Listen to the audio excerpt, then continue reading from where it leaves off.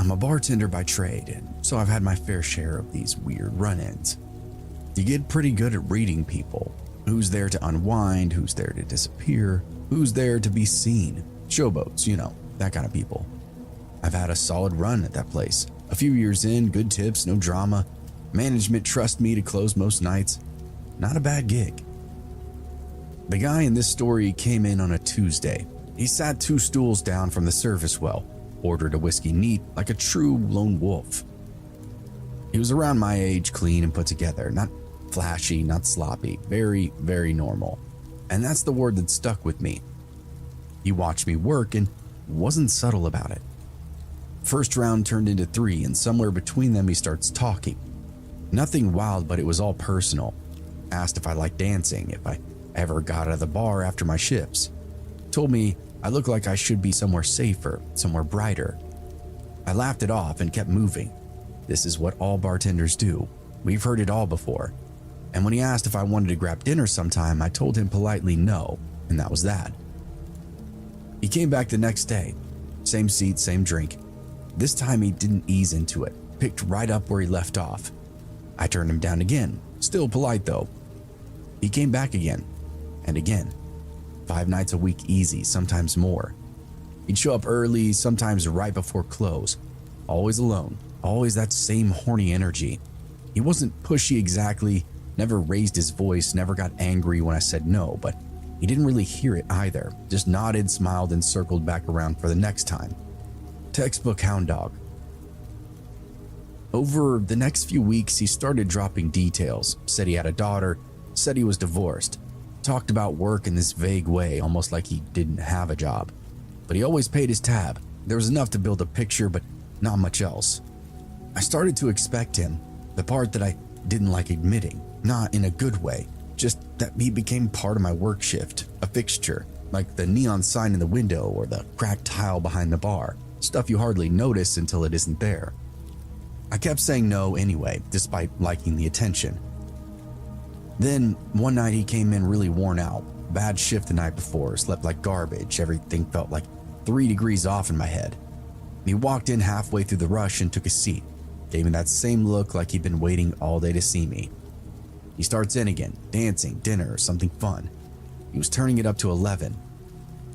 I was weak enough internally that this was starting to work on me.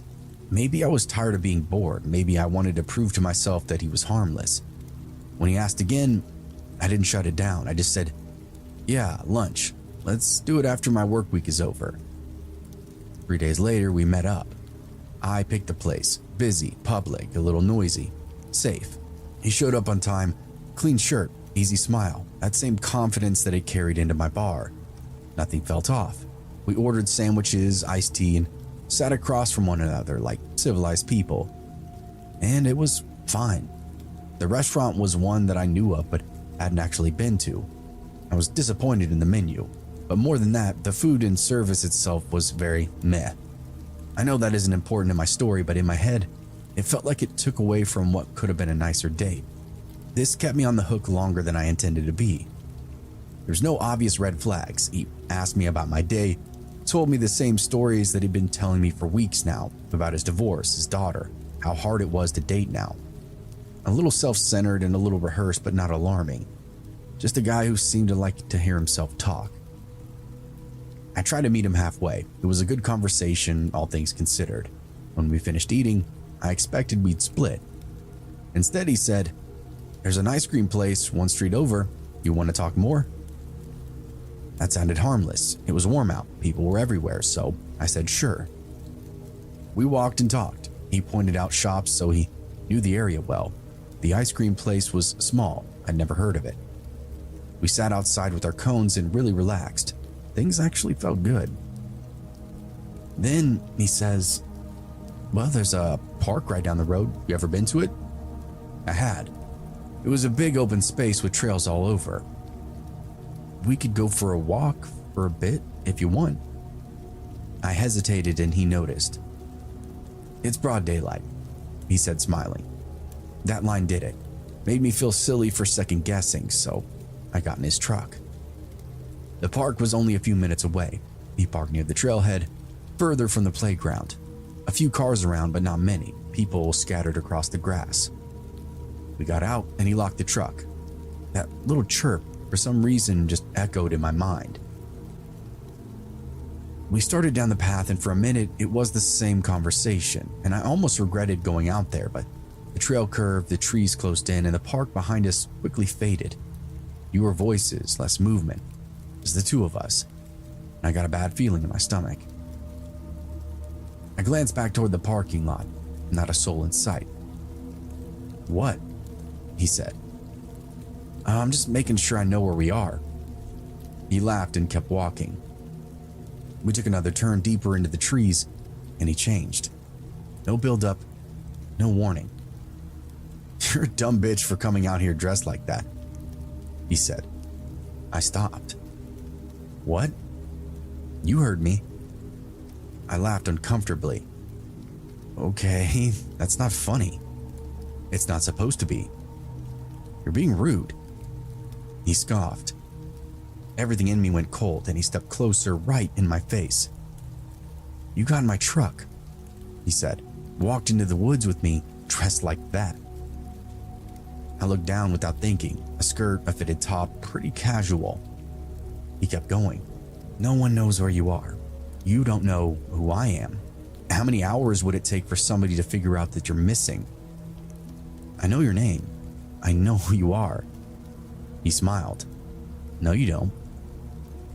That's when it clicked. This wasn't random. He'd been building to this. "I've always paid in cash. I've never given you my real name." I turned and started walking back the way we came, and he stayed beside me without any effort. "Where are you going?" he said. "That's nowhere to go." I didn't answer. My chest was about to explode. My hands were shaking. I kept expecting him to grab me or something. "You think you're safe behind that bar?" he said. "You're just some girl who got in my truck." Every step I took felt like it was going to be my last. No part of this park was familiar to me. I could do anything I wanted out here. You're my property. My legs felt weak. I didn't know what would make him stop talking.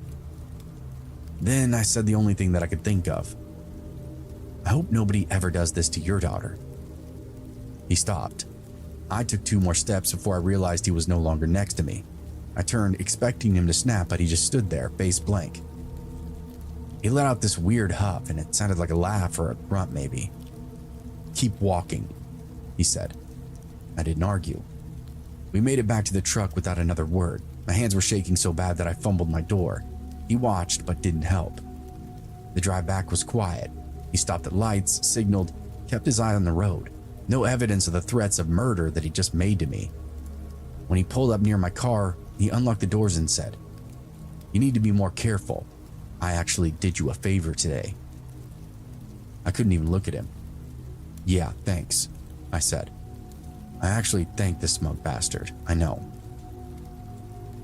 I got out, walked to my car, and locked the doors, and lost it as soon as I was inside. Couldn't even get the key into the ignition at first. I called my sister, then my friend, then my mom, told them about what happened, or as much as I could get out. I never reported it. I don't know his real name. I don't know where he lived, and I'd gone willingly, got in his truck, walked into that park. That was the whole point, I think, too. He made sure that I blamed myself, and in a weird way, he did open my eyes up to how vulnerable that I was in the moment, and how I'll never put myself in that situation again. This all happened in 2022, and he never came back to the bar.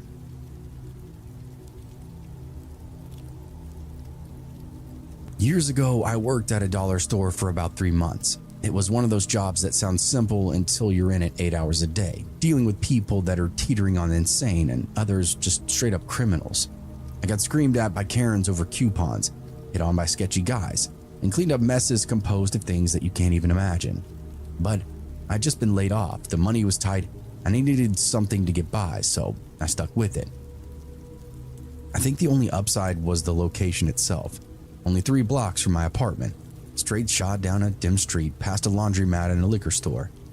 My coworkers were decent. Our manager Lisa was in her 30s, always tired, always trying to hold the place together. We closed at 11 p.m. and by 10:15 it would usually go quiet. That night felt really normal. It was a dead store, light buzzing, me at the register just waiting it out. Lisa was in the back finishing her paperwork. The last customer had already left. Then the door slams open. A guy rushes in out of breath and eyes wide. Not drunk or high, he just looked terrified. "You need to lock the doors," he said. "Right now. Call the police." Lisa came out from the back, bracing for another issue. "Sir, what?" "I just passed your alley," he cut in. "There's two guys masked. They're not hanging out. They're about to knock this place down, and one of them has a gun." Oh, shit. Lisa didn't hesitate. She locks the door, flips the sign to closed even though we still had time left. I grabbed the phone, called the police, tried to keep my voice steady while my eyes stayed glued to the windows out front.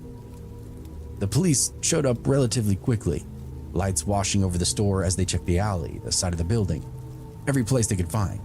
Nothing though. These men were gone, apparently. The officers then came in and told us they'd stay parked outside until we closed for real this time, just in case. That was a relief, but we were still scared. I'm 5'6", about 150 pounds, and I don't scare easily. I've lived in places where you learn to keep moving and mind your business. I've walked home plenty of times without thinking twice, but that night was different. Armed thugs just a walk away. And not just because of that, but because those guys vanished so fast, they could be anywhere. So I called my boyfriend. He came right away without any questions, and when we finally closed, he was waiting across the street with our dog, a big mutt that looked very intimidating. He walked me home quiet, alert the whole way. We hung out a bit, I told him all the drama, and he said there were all kinds of robberies going on. He went home a little while later, which was a short walk through the neighborhood, and texted me when he got back home. Zero issues. The next morning I ran into my neighbors downstairs. She looked a little off. "You hear what happened?" she asked me. I shook my head. "There's a bodega around the corner from your store. Cashier got shot, killed, around 11:30. Robbery." Same time, same area. I just nodded, but it hit me in the gut. Those guys in the alley. There was no way it wasn't them. I'd been 30 seconds away from getting shot over $600. If that man hadn't come in when he did, I didn't finish that thought. When I got to work, everything felt surreal. Lisa told me she filed a report and given the police everything. She looked even more drained and sleepless, more than normal, on the verge of a coma. After that, though, it was silence for a bit. No scares, no thugs in the alley. It was peace for 48 hours. We were still closing up a little earlier, pretty much right after the last customer around 10 p.m. A couple of days later, Lisa got called into the office, and when she came back, I knew something was wrong. "They wrote me up," she said. "For what?" "Closing early. Doors stay unlocked until 11. No exceptions." I stared at her. "Even after what happened?" She nodded. "Even with the police report. They had one complaint about us not being open until our advertised hours. Corporate is pissed." I thought she was going to quit on the spot, but she didn't. She rubbed her face and went back to work. "I've got bills," she said when I pushed. "I can't just walk." And that was that. The next night fell off from the start. Same routine, same slow crawl to closing, but there was tension under everything else. 10:45, still no customers. Lisa stood by the register with the keys in her hand, glancing at the door. I could tell she was thinking about locking it again, but she didn't. "We'll close on time." I didn't argue. I should have, but I didn't. 11. She flipped the sign to close, and for some reason still left the door unlocked. We started counting the register, going through the usual motions, and then the door opened, followed by footsteps, 2 of them. I looked up and felt my stomach drop. Masks. One of them had a gun, and he raised it right up to our faces. "Register," he said. She opened it, hands flying, pulling out bills and setting them on the counter. I could move, couldn't think, just watched Lisa handle the business. One of them glanced at me and quickly lost interest. I must not have looked like a problem. "That's it? There has to be more. These registers have been fucking shit," he screamed. "That's all the cash we have," Lisa said back. "Bullshit. You have to have a safe in the back or something." Lisa shook her head. Then the gun went off. The sound filled the store and Lisa dropped immediately. All the money in her hands went flying. They were gone just as fast. Door opened, then closed with a few $100s in a sack. Lisa lay there, gasping on the ground. I stood there not understanding what I was seeing. I moved around the corner, dropping to my knees, hands shaking as I tried to help her. There was so much blood. I remember screaming, fumbling for my phone, barely even able to talk to the operator. The cops came back and medical was on scene right behind them. We did everything we could, but it was over before it even began. Lisa didn't make it, and those guys, to my knowledge, were never apprehended. I was devastated after this incident and struggled to go back to work for a couple of months, and ended up quitting. I couldn't go back to that store.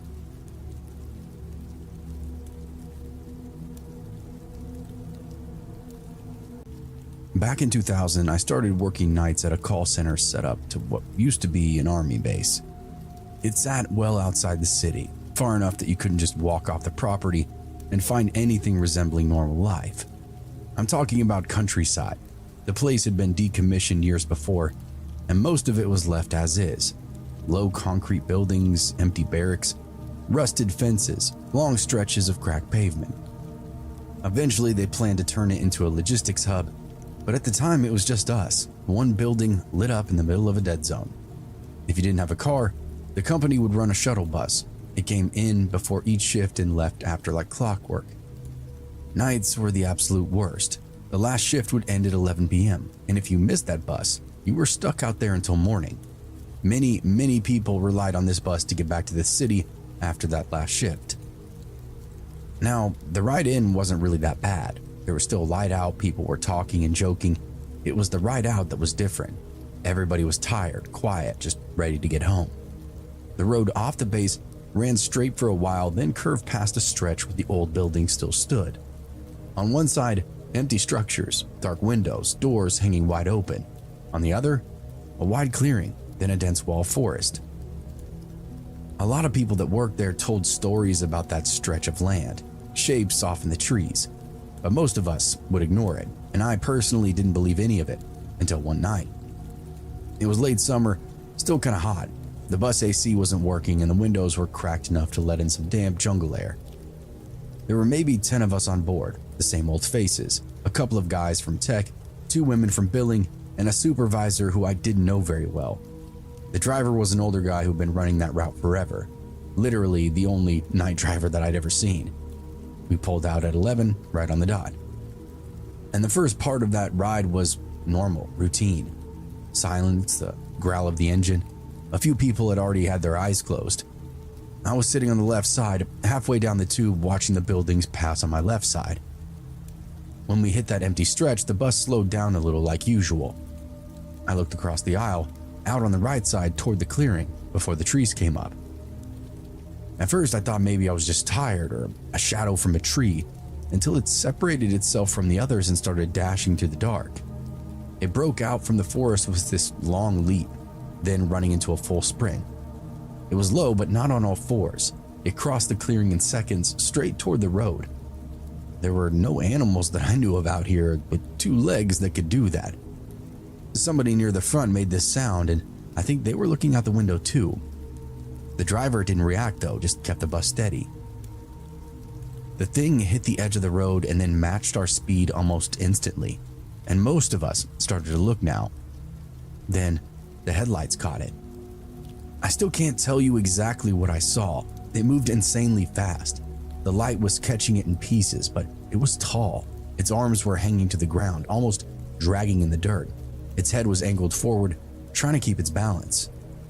It turned toward the bus, then it was right there, on top of us, running alongside just outside the window. The first hit rattled the glass, a full body slam. Then again, and again. Heavy blows against the metal between the windows, each one shaking the frame. If it hit the glass, it would have shattered on impact. Everybody was watching now. Somebody in the back started yelling, and one of the women ducked down. Everybody else was pressed up against the left side of the bus, staring out the opposite window. I couldn't look away. It kept pace with us without effort. Every few seconds, it would lunge sideways, hit the bus again, and that impact had zero effect on the creature itself. The driver finally pressed down on the gas and the engine whined, and the bus picked up speed. We were screaming for him to go, go, go, and he kept asking us what was happening, but there was no way to explain it to him. We said that something was attacking the bus and he needed to just go. Either way, the thing stayed with us. For a moment, it actually pulled ahead into the front of the headlights. I got a little bit of a clearer look then. Its face, or whatever passed for one, was flat, pale, but not like skin, more like membrane. No real features, just dark spaces where eyes should have been and a slit where a mouth might have been. It wasn't even looking at the road. It was looking at us. It then dropped back and slammed into the side of the front wheel, hard enough to shutter the whole bus. The driver had seen it clearly and went sheet white in his seat. But still, he had the forethought to hit the gas. We were going way too fast for that road, bouncing over the dips and potholes. The thing kept pace with us for a few more seconds, then it veered off, just turned and sprinted back into the clearing, disappearing into the dark, the same way it came. The banging then stopped, and all was left was the engine and a bus full of people on the verge of tears. What the hell was that? What have we just seen out here? Everybody tried to make sense of it, but nobody had a good theory. The driver didn't look back, but had no interest in investigating anything further. He just kept going until the buildings were gone and the road opened up toward the city. When we finally hit streetlights, all of us breathed a sigh of relief.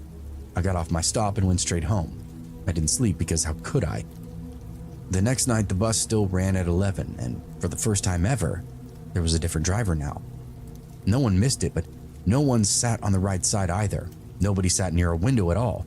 Our managers told us there would be a security patrol now, somebody to keep the road monitored while people commuted. It was better than nothing, I guess. I never saw that thing again, but apparently others have. And they all seem to have a very similar story as mine. I'm in the Netherlands on a work trip, and in the evening, I find myself alone in a hotel with nothing to do. Like any self-respecting gay man, reading or watching TV seems like pretty unedifying pastimes when you've got free time. So why not compulsively throw myself onto Grindr for hours and maybe risk my life meeting some weirdo? I started chatting with this cute, nice young guy. He lives fairly far from my hotel, so we decided to meet halfway to get to know each other. 5 kilometers on foot, which I happily do because I like walking around new cities. Not knowing the local geography, I imagine pubs and bars, and instead I find myself in a rather lonely, gloomy part of town. We meet and he's actually much better looking than in the photos. But if on chat he was friendly and nice, in person he seems pretty reserved and unsociable, which I chalk up to Dutch stiffness. I talk to him and he replies in monosyllables with no engagement whatsoever. The emotional and physical affective deprivation my parents raised me with has produced me, an insecure egocentric who has to be liked by the other person at any cost. If he likes me, my unconscious suggests I'll heal my narcissistic wound and finally be worthy of my mom's love. I perform my personal mating dance. He's sufficiently smitten. Out of nowhere, he invites me to his place, and I accept. We get to his place another 5 kilometers away, right in the countryside, and my phone stops getting a signal. I don't know if it's a lack of coverage or if I just ran out of credit. The house is nothing like I imagined.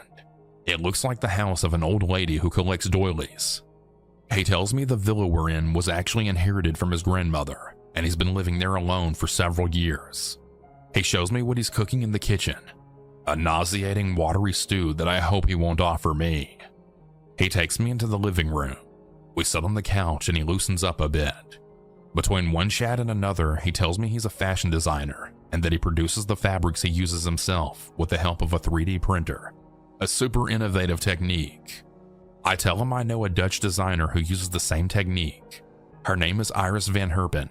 Pause. He starts foaming at the mouth. He begins telling me that this very Van Herpen stole his ideas and he wants to sue her. He pulls out DVDs of his fashion shows and comments on every single piece, meanwhile showing me YouTube videos of the established designer's shows with the supposed copies of his work. If Van Herpen's models look like ethereal, graceful works of art walking down the runway, his models wearing his creations look like runaway girls on the third walk of shame of the week. I don't tell him this, and on the contrary, I nod along sympathetically to his megalomaniac statements. As I resign myself to the idea that nothing's going to happen, he kisses me. One of the worst kisses of my life, surely a harbinger of far worse performances. I try to guide him and improve things, but nothing. He just can't do it. Like your grandpa when you try to teach him how to use email. He stops and he tells me he'll be right back. He goes upstairs to the second floor. 10 minutes go by and he's still nowhere to be seen. I approach and shout, "Hey, everything okay?" "Yes, of course," he says. Could it be that he wants me to go upstairs and I'll find him naked, bent over? I ask him, "So, should I come up?" To which he just says, No, wait." I wait. Another 20 minutes pass. Is he taking a shower? Yet I don't hear any water running. After a while, much darker possible scenarios start to crowd in. Ones anyone with a bit of common sense would think of if they found themselves in an isolated stranger's house. Is he putting on a raincoat to protect himself from the blood once he chops me up? Is he sharpening an awl with which to carve red rum into my belly after chaining me to the fireplace?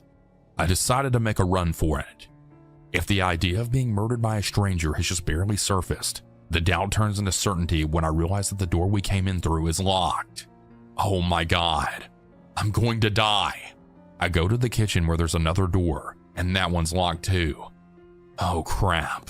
I go back to the living room and meanwhile scan the place for possible escape routes. In a dramatic flash forward, I picture myself throwing an armchair through a window and then jumping out and running away, or finding a flashlight in the bookcase to send Morse code distress signals. After about 50 minutes, he comes back downstairs impassive. "I want to have sex with you," he adds without any emotion. I've completely lost the desire. I'm genuinely convinced he's going to kill me. I tell him that I have to go home and that it's late. He replies that I can't go home now. He wants to fuck. I tell him he took too long and that I have to go back to my hotel, which is 10 kilometers away and it's pitch dark by now. He sighs. I ask him to let me connect to his Wi-Fi since my phone has no signal so I can follow the route on Google Maps. He points to a modem blinking under a chair. The password's underneath. I crouch down to look for the password on the sticker on the back of the modem. After a few seconds, I realized I'm bent over with him behind me. While trying to type the password, I keep glancing at him as he watches me slyly from the couch. My hands are shaking. At a certain point, I see him lean forward from the couch to grab something behind a piece of furniture, an object I can't see, and that I decide it must be a weapon to knock me out. I jump up, grab a lamp, brandishing it, then telling him, "Let me out of here." He looks at me surprised. "If you want to go, go." I tell him that the door's locked. He looks astonished at this statement. "Follow me," he says. I'm now certain I'm going to die. I keep the lamp with me. He looks at me impassively, as if this were practically normal. I follow him and we go into the kitchen where the nauseating stew reigns supreme, and he tells me the keys are there. The light in the room is off. He walks in without turning it on and opens a drawer, and I clearly hear the clinking of cutlery. Oh my God, he wants to attack me with a kitchen knife. I suddenly turn on the light and keep brandishing the lamp. He looks at me coldly and takes the keys from the cutlery drawer. We head toward the door, and as soon as I'm outside, I run like hell, all while the lamp is still in my hand. It takes me 2 hours to get back to the hotel. As soon as I enter my room, I open my laptop, and since his first and last name were visible in the fashion show he tortured me with, I block him on Facebook, Instagram, LinkedIn, etc. Years later, this encounter unsettles me so much that every now and then I Google the city name, fashion designer, and killer, sure that sooner or later he'll kill someone. I'm left with 2 questions. What did he do alone on the second floor for 50 minutes? Was he actually preparing the post-coital crime scene? Did he take Viagra and wait for it to kick in? What was he trying to grab from behind the piece of furniture? A weapon? A portable Wi-Fi hotspot for my dead phone? A dildo? Unfortunately, I don't think I'll ever know.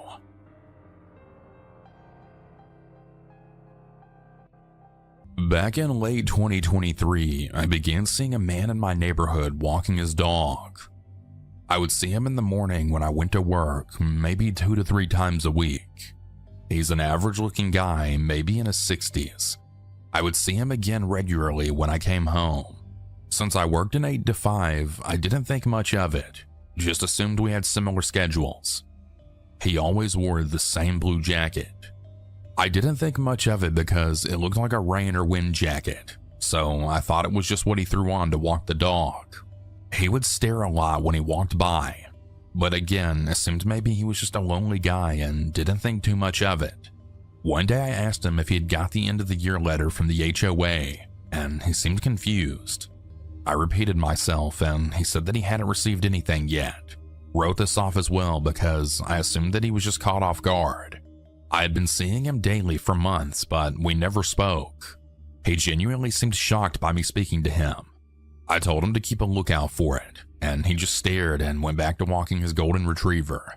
I began seeing him even more after this. By Christmas, I was seeing him at least once a day, if not twice. I treated him like every other neighbor, and did a quick neighbor wave whenever I saw him walking his dog. In March, I had separated from my husband. He moved out and took the dog. He owned him before I came along, so I understood this. Since I was now alone and sad, my mom stayed with me for a while. She doesn't work, so she would be at my house during the day while I was gone. She noted the same guy always walking by. She noticed that he always stared too, and it was kind of odd. She waved hello to him a few times, but he never did anything but just stare and walk his dog. She said since he walked the dog often, but also seemingly on a schedule, he could have early onset dementia, or maybe he was sick somehow and using the dog walks as a way to get exercise. We both agreed he was very odd but harmless. After a month or so, my mom went back to her house and I was living alone. One thing I loved about that house was the fact that the backyard butted up to a national park. Beyond my fence was trees and forest. After my husband and dog left, I would be sitting in the backyard and hear what sounded like footsteps. It was almost always late at night when I'd be sneaking out for a late night cigarette before bed. I was drinking a good amount at the time, so I figured 1, I was paranoid, and 2, I was probably hearing raccoons or opossums in the woods, and 3, having the dog before would have scared off any critters. It didn't happen every night, far enough apart that I was able to write it off, but I couldn't shake the feeling of being watched. My fence had horizontal planks rather than your more standard vertical style. There were gaps you could see through if you were right on it. I looked over the fence in the daylight for a sign of anyone back there. The National Forest kept the fire break cleared between the edge of the park and the back of the homeowner's property, so it was difficult to tell if anyone had been there or not. I'd started noticing lighters and cigarettes missing from the backyard. I would swear I had an almost full pack going to bed, but when I'd check the next day, it would be half empty. I wrote this all off due to my heavy drinking. My cousin started coming over and helping me do some handiwork around the house on the weekends. The neighbor guy in the blue coat would walk his dog every day still. He would now stop and watch my cousins from the sidewalk as they did work at the house. He would let the leash out for the dog to come up to them, but they didn't pet it because it smelled awful. I told them the theory my mom said that he was sick and weird, but harmless. They didn't agree, and the next time he let the dog into the driveway, my cousins had told him to screw off. From what they told me, he just stared at them for a while, then walked off. From then, the man would still stare, but it was even creepier now. When I would drive by, he would stop and watch me, as in physically turning his body to follow my car as I went by. I would always wave as if it were any other neighbor, as I always did, and he didn't flinch. Around June, a friend of mine moved in. She was going through a divorce as well, and I was happy to have someone to hang out with after work. We had a lot of fun drinking and burning fires in the fire pit. And it began again. The sound of footsteps in the woods. We were both drunk, so we ran inside and just laughed it off. This happened a handful of times over the next few months. I would hear things more often when I was alone. My roommate split her time, so she was never with me on the weekend. She had noted the creepy guy with his dog. He seemed to be walking his dog when I left for work, around 7:30, and again when she was leaving for work, around 8:30. He would let his dog out to her daily, and she would pet the dog at first. She stopped because the dog smelled so bad and the man never spoke. He just stared. She started being creeped out too. She said he seemed friendly enough, until she stopped petting his dog and his stare shifted to being mean too. He began stopping to watch her drive by as well. Then one day I saw it. I saw him down out past the entrance of the neighborhood and at the tree line to the forest. He was clearly walking into the woods. That's when it clicked. Why did he wear the same clothes every day? Why he seemed to be there with his dog every day we left the house? Why did they smell so bad? Why I was hearing things in the woods? I almost began to panic. Surely a man isn't living in the woods watching me, right? Surely this man hasn't been watching me through my fence for almost a year at this point. The whole time this was happening, the house next door was empty. It was a rental and the previous tenants left and it sat. I started thinking back, and I began seeing the man sometime after the previous tenants moved out. I tried my best not to panic and started looking into trail cameras to film behind my fence. I told my roommate about my theory, and she said I sounded crazy at first. She jokingly started yelling out for him to go away and leave us alone. Then we finally started hearing footsteps in the woods at that moment and then ran inside. Before I could even order a camera, they had rented the house next door. It was just days after I told my roommate what was going on. A family with a dog and 2 kids had moved in. The last time I saw the man walking his dog was the morning the family moved in, because I came home from work to see the moving truck. When I introduced myself to the neighbors, I had asked about the woods behind the house. They didn't have a fence. I asked if they found anything back there, and they said they did, but it was just random junk they threw out. I didn't say anything more. I really contemplated telling them, but I figured I would sound insane. I believe this man was living behind their house and watching me through my fence. I never had cameras in the backyard, so I can't say for certain if he ever crossed the fence. Since I never saw him again, I decided that his cover was blown and he had moved on to watch other people. I stayed in that home until October 2025. Literally never saw that guy ever again after that day. This is quite a long one, so apologies that it may take a while to tell. I do have to give a little bit of context also. I'm a 22-year-old female, but the story took place when I was 21. I live in a small town and I work in a pub in the town center. 2 pubs, 2 small shops, and a bank. On my walk home, I walk past one of the shops, which also has a small bus shelter next to it. Buses run every hour-ish, but none run after 8 p.m. After that, it's just residential housing and then my house near the end of the road. All in all, from my job and house, it's about an 8-minute walk. My town is usually dead after 10 p.m., as everything is closed, and I would genuinely say it was relatively safe. I never had a problem with walking home alone. This incident happened on New Year's Eve going into New Year's Day, so the pubs were open later. I finished my shift at about 1:30 a.m., and me, my boss, boyfriend, and 2 other coworkers went to the pub next door for a drink before we went home. It was about 2:30 a.m. when I realized what time it was and that I needed to get home. My boyfriend lives on the other side of town and I wasn't staying with him that night. My boss insisted on driving me home, and I kept insisting that he stay as everyone else was enjoying themselves and talking about the Christmas period we had at work. Same with my boyfriend.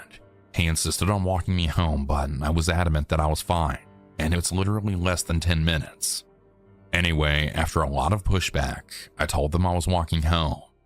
I really enjoy walking without headphones, having a cigarette, especially after a shift, because it genuinely is so silent and peaceful. I didn't pass or see anybody until I got to walking past the shop. Like I mentioned previously, there's a small bus shelter next to it, and as I got closer, I realized there was a man sitting on the bench in the bus stop.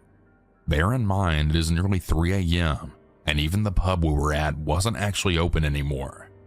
They just let us in because we worked at the other pub. I didn't really think much of the man, but as I got closer, I realized I had served him at my shift earlier on in the night. He looked up as I was walking, and I realized he was sniffing some sort of drug from his keys, most likely cocaine. I didn't actually know who he was, and still don't, but he didn't seem threatening. He just looked like he was kind of chilling, I guess. Probably not the best choice of words. He did meet my eyes though, and I was actually walking past the bus shelter. He said something along the lines of, "Sorry, darling, do you have a lighter I can borrow?" I was smoking as I was walking, so he knew I would have one. I stopped and he was already walking towards me as I had, so I started digging one of the many lighters that I had out of my bag. I was fully intent on just letting him keep it. I'm not the type to stand with a 30-something-year-old man while he's lighting a cigarette. Then he had asked me for a cigarette, but I had just lit my last one, which I said. During this whole conversation, he was very close to me, but I was kind of frozen in place. I'd realized that I'd stopped and was standing with a man in a dead street where nobody was around.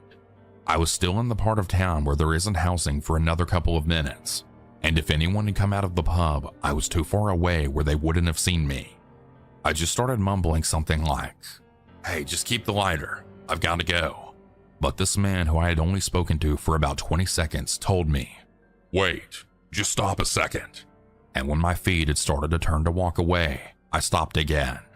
Side note, I know I should have just walked away, but I thought maybe it was innocent enough, and I didn't want to give a reason to provoke him if I had just walked away from him. This time his demeanor switched, and he wasn't very polite to start with, but it's like him telling me to stop made him realize that I was a young woman walking alone at this time of night. I genuinely still get chills thinking about what he said. He looked me up and down, then he said, "You know, I've been real angry, and I've been waiting for someone to hurt all night. You shouldn't be walking around here alone." My legs literally turned to jelly at that moment. I didn't even know if my phone was in my pocket or in my bag. I looked around and then said, "I'm not alone. My boyfriend is waiting for me around the corner. I will be with him in a minute." Then smiled. Just a barefaced lie. My boyfriend was still in the pub and had no clue that this interaction was going on. I thought maybe I should walk back and go back to the pub, but I just decided not to. My house is closer. The man smirked as if he knew I was chatting absolute bullshit, and he would walk with me to meet my boyfriend. There was no boyfriend waiting for me around the corner. I kept saying there was no need, but he was literally on my tail, rambling about how I don't understand him, I don't get it, I need to walk with him, that he wasn't going to hurt me. And this whole time I kept thinking he was going to grab my hair or pull me to the ground, and that any minute he was going to realize there was no boyfriend waiting for me. I ended up pulling my phone out of my pocket and it opened to our work group chat, and I just typed a message about a man walking with me, realizing my phone was on 2%, thinking that I just wanted someone to know what was happening. I didn't dare go to call my boyfriend. This guy had started mumbling about how I wasn't listening to him. By some miracle, when we turned around the corner onto my street, the guy didn't realize my boyfriend wasn't there, or maybe he did but didn't say anything. He did up his behavior though, and he started spewing the most perverted stuff to me, saying, "You're such a pretty young girl. I bet your boyfriend doesn't know how to handle you." The whole time I wasn't speaking, just speeding up and checking my phone discreetly. I realized that he was going to know where my house was, so I just thought, I'm going to have to pretend one of these houses are mine. Otherwise, I'll be leading him right to my house where my dad would be asleep at the back of the house, none the wiser. All of the houses on the street had a small gate and footpath leading to the door, so I chose a house with the light on and opened their gate. I turned to the guy and then said, "This is my place. See you later. And thanks for walking me." Then closed the gate behind me. I ran up to their door and shoved my key into the door that wasn't mine and prayed that this guy would leave and wouldn't wait for me to go inside the house. Thankfully, he didn't, and he started stumbling in the opposite direction back down the street away from where my actual house was. And what I thought was my only chance, I opened this gate and sprinted home. This guy clocked what I was doing instantly and started walking in my direction. By the time I got to my house, he had either not caught up quick enough or given up.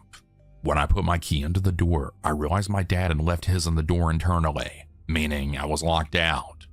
I got my phone out and realized it had died by the time we were walking, so I just started banging on the door, and luckily, my dad let me in after a couple of minutes.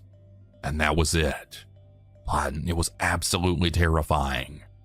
I haven't walked home alone since, and my boyfriend was so upset that he didn't push more and let him walk me home. Thankfully, I'm okay, and nothing physical happened to me.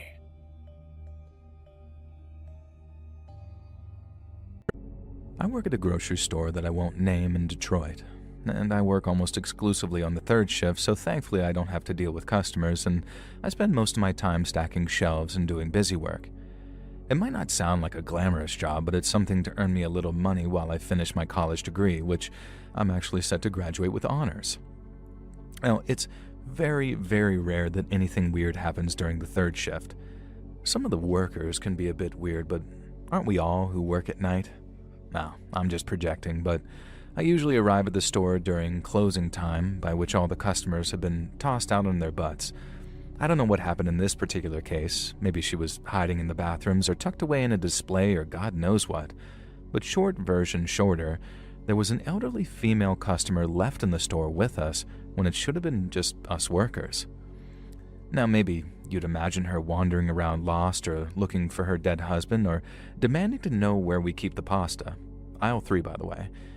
But no, she snuck through the whole of the store unseen, like solid freaking snake, and none of us had a clue that she was even in the store for the first hour of our shift.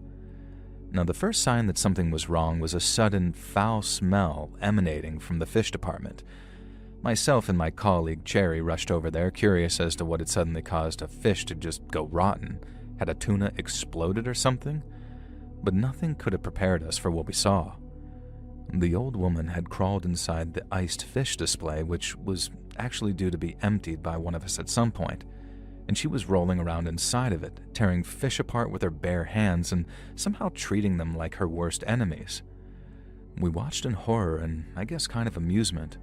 We could only stare as she saw the goddamn octopus sitting there, some kind of delicacy that they imported in because God knows why. Apparently people eat these things and squid. And she was muffled by the glass, but we heard her screaming something like, "There you are," at the octopus, and began trying to tear into it. Now, octopi are stretchy and pretty hard to just tear with your hands, so this old lady had the brilliant idea to just sort of gnaw on the octopus with her teeth. Only it turns out that she wore dentures, and after a number of attempts of biting the octopus's tentacles off, she got her dentures stuck in its forehead. Thankfully, someone had called the cops by now who showed up, but it was like nobody wanted to intervene. We wanted to see what she'd do next, and unfortunately, what that involved was smashing her way out of the glass cabinet housing the fish, creating an even more disgusting smell as she charged towards us. We soon realized that there was more to it than fish. She'd soiled herself. Now, this might all seem funny to you, and frankly, it was right up until this moment.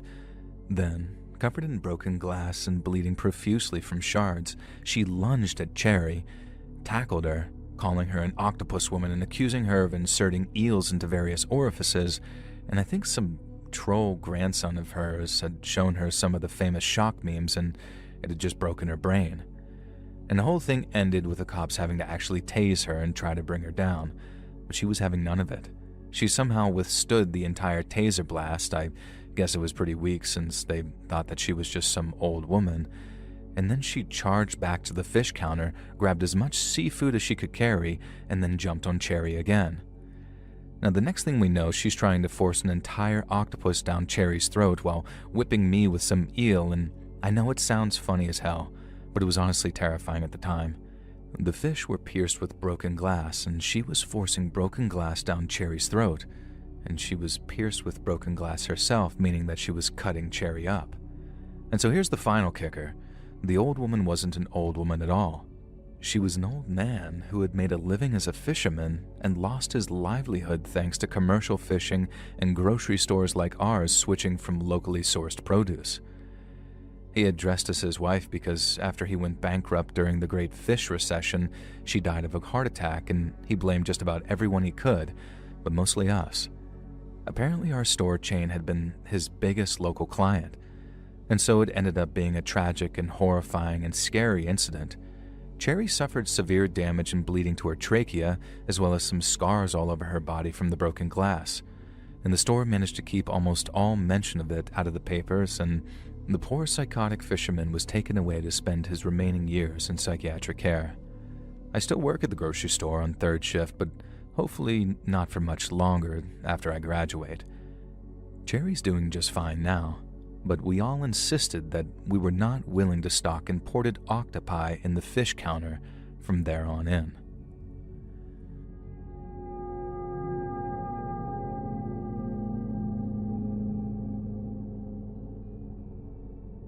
Word of advice: never work in a gas station at night.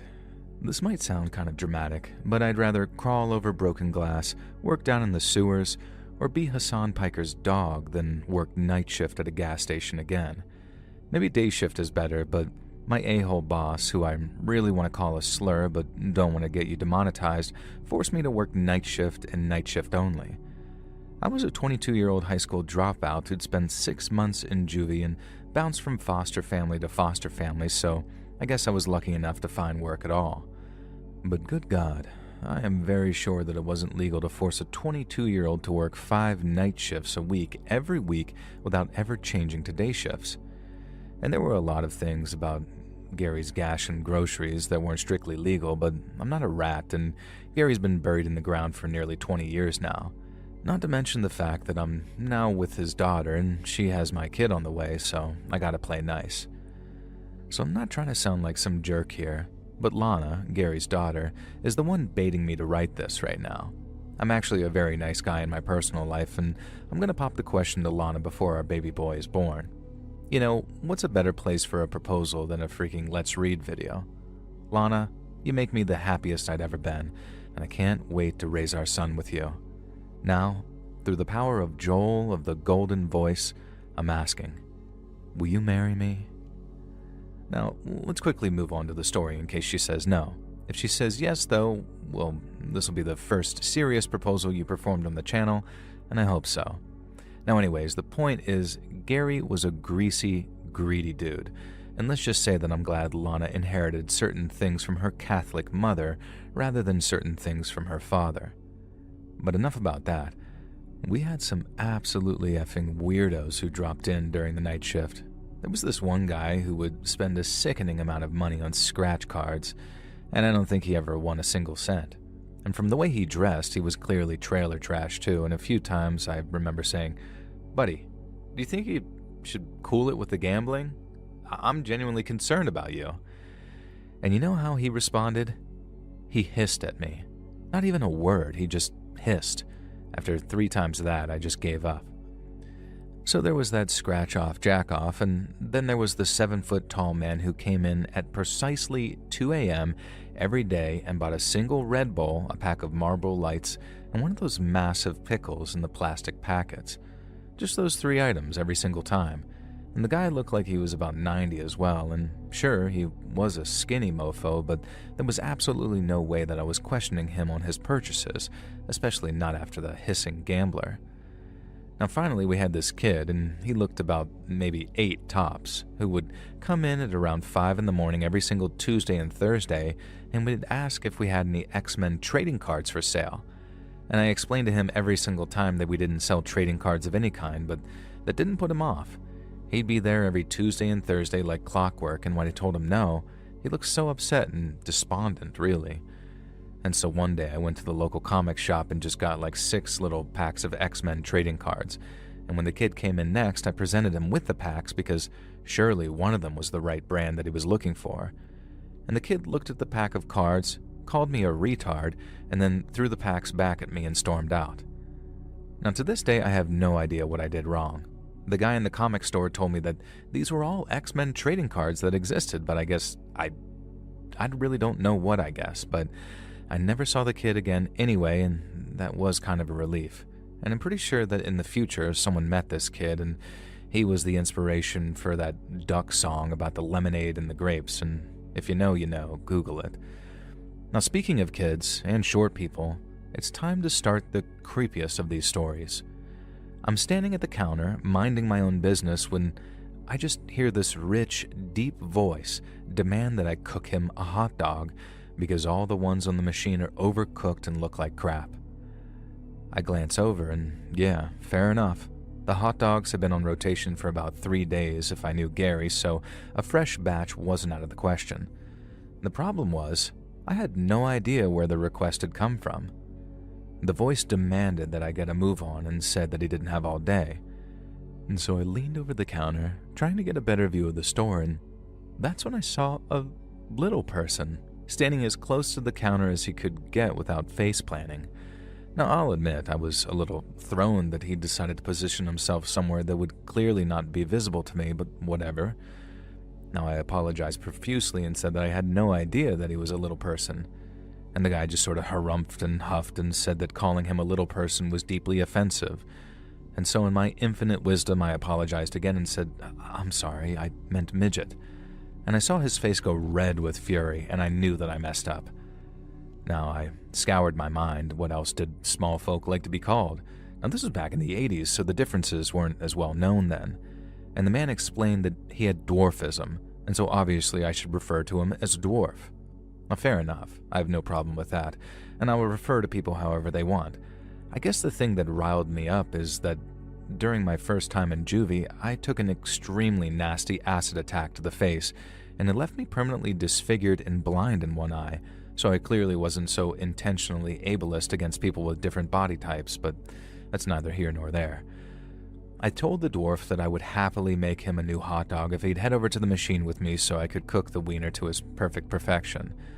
And somehow, of course, this managed to offend the fella tremendously again, and he began screaming at me in what sounded like a Shakespearean monologue about how he shouldn't have to move and it was my job to go and cook him a hot dog with all the trimmings and blah blah blah.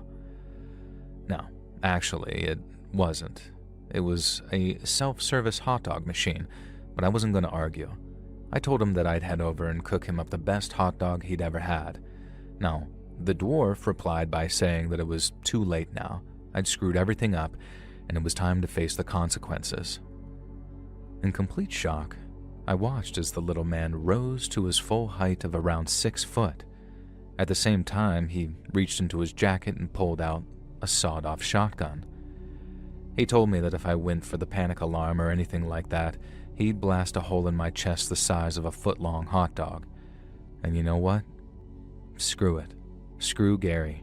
I wasn't getting killed over a job that barely paid enough for me to live and forced me to work 5 nights a week at Gary's. And I told the now 6-foot dwarf to chill and emptied the register for him. He filled a bag that he'd produced from nowhere and gave me a very cruel smile and just strutted out of the gas station. Or he almost did. For some reason, he paused to unload a shotgun round into the hot dog station and blasting that thing into pieces, leaving my ears ringing, and then he left. Now, my heart was pounding harder than it had when I'd done 4 lines of, well, never mind. Immediately, I pressed the panic button and I called 911 for good measure. Screw Gary. Those cops could actually wake him up. And so when the cops got here, we discovered a bunch of things. 1, Gary was too cheap to actually buy an outdoor security camera, so that one was actually fake. And so we had absolutely no footage of this fake dwarf leaving the premises. However, the interior cameras did work and I was able to see how he'd tricked me. He'd been kneeling on shoes, positioned in a perfect practice pose, so I had no chance of seeing his real legs. This explains why he didn't want to accompany me to the hot dog machine, though. And hilariously, this fake dwarf had been the suspect in a bunch of local robberies. He'd never fired his weapon before, and you know what got him caught? The fact that he took the time to shoot the crap out of that hot dog oven. Now, they were able to trace that buckshot of the gun to the owner and get his ass busted. He'd robbed enough places that I'm pretty sure that he'd actually die behind bars. What a shame. And as for me, I got my ass absolutely chewed out by Gary for handing over the cash and not risking my life by grabbing the baseball bat under the counter. I quit on the spot. I got my life together and I went back to school. I graduated, then got a degree, and some years later I met a woman that I fell head over heels for. Now imagine how shocked I was when I discovered that she was Gary's daughter, and hated him even more than I did. We originally bonded over drinks, where she shared our glee that he was dead, and now I know I sound like an ass, but you didn't know the man. He wanted me to die rather than hand over $200 or so to a fake dwarf. Screw Gary, screw the fake dwarf. I work in a very lucrative field now, and my life's freaking awesome. And that's why I'm writing to another awesome person, you, Let's Read, and I hope you enjoyed my story of a bunch of weirdos, at least one of whom nearly murdered me. And if you didn't, well, I know people who will shove a hot dog where the sun don't shine. Have a beautiful day.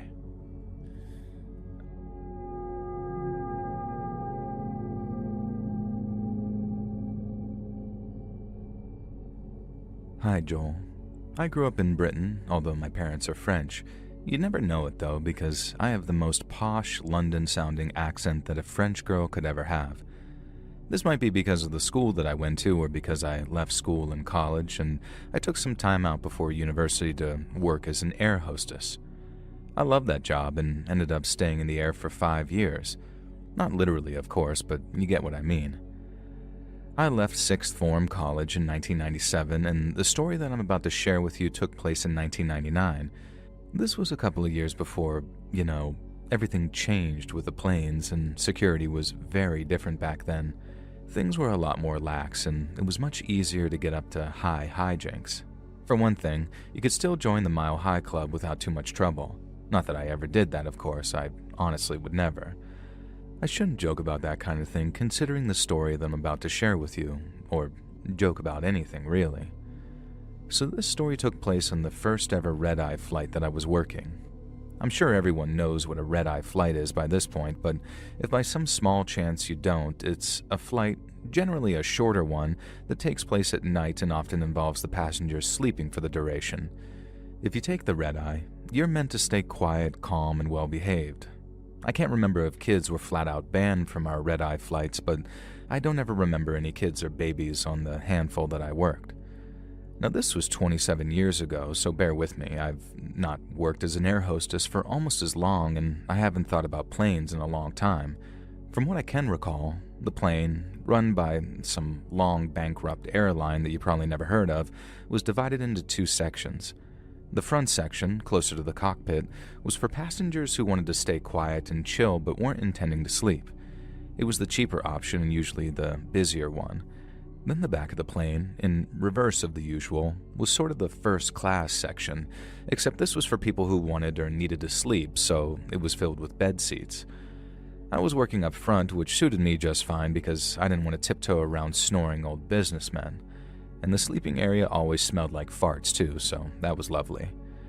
A red-eye typically doesn't have as many flight attendants as a regular flight, or at least it didn't back then. I think there were just 3 of us on that flight, although I could be misremembering.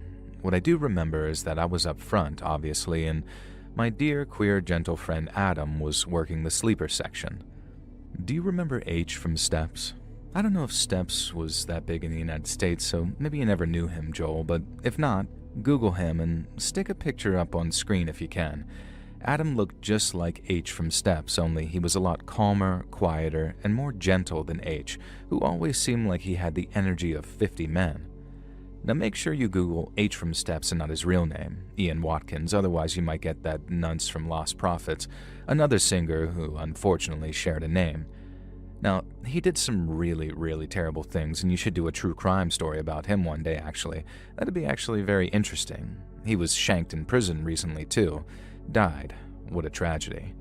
Now, anyways, Adam was like a really calm and gentle H from Steps, and I promise this is important eventually. Partly it's important because the villain of this story, who we'll call Ian, looked kind of like the Lost Prophets guy. Although he wasn't really famous at the time and we didn't know he was a major criminal, so maybe I'm just misremembering. I'll call him Ian anyway because nearly every guy called Ian I've ever met was a proper prick, if you get me. Except for my cousin Ian, who's an actual right laugh. So anyways, back to the red-eye. Because I was working at the front of the plane, most of the passengers ate late-night airline food, and that meant that it was my job to collect up the trays with their rubbish on them. Now, I did this on autopilot, pun intended, sticking them on my trolley with a little "thank you, sir," or "thank you, ma'am," or "thank you, lovely," if they were some old biddy who was so wrinkled that they could have been a lad or a lass, or how do I put this tactfully? Someone who was very, very large and made it impossible to tell their gender. Now anyways, you had to be really careful about that back then. Christ, I mean, I feel bad for air hostesses in the 2020s. And I bet there had to have been some actual moments where a 20-year-old sweetheart had called a bearded passenger sir and been chewed out for not recognizing that they were a pretty princess. Oh Christ, I shouldn't have had those last couple of glasses of wine before writing you this email. Now anyways, I got my trolley full of trays and crap to the center of the plane and began chucking away the plastic boxes that the dinner had come in. And that's when I noticed it. A napkin with writing scrawled across the whole thing. "I know what you did on that plane," they'd written. And then a crude picture of what was definitely supposed to be me because, well, I could just tell, okay? Now, there had only been about 7 or 8 passengers who'd had dinner, so the note couldn't have come from too many people. I don't know why I even cared, because I hadn't done anything on any plane by that point, but the drawing had been very rude and insulting, and I was young, so I guess I felt kind of threatened by it. It didn't take long for me to notice Ian, even in the low, dim lights of the red-eye flight. Now, he was a guy about my age with slicked back hair and a goatee that made him look like a proper wrong'un. Now, he kept giving me the evils, looking at me like I was a bit of dog poo on the sole of his shoe, but then also sometimes like he wanted to lick it.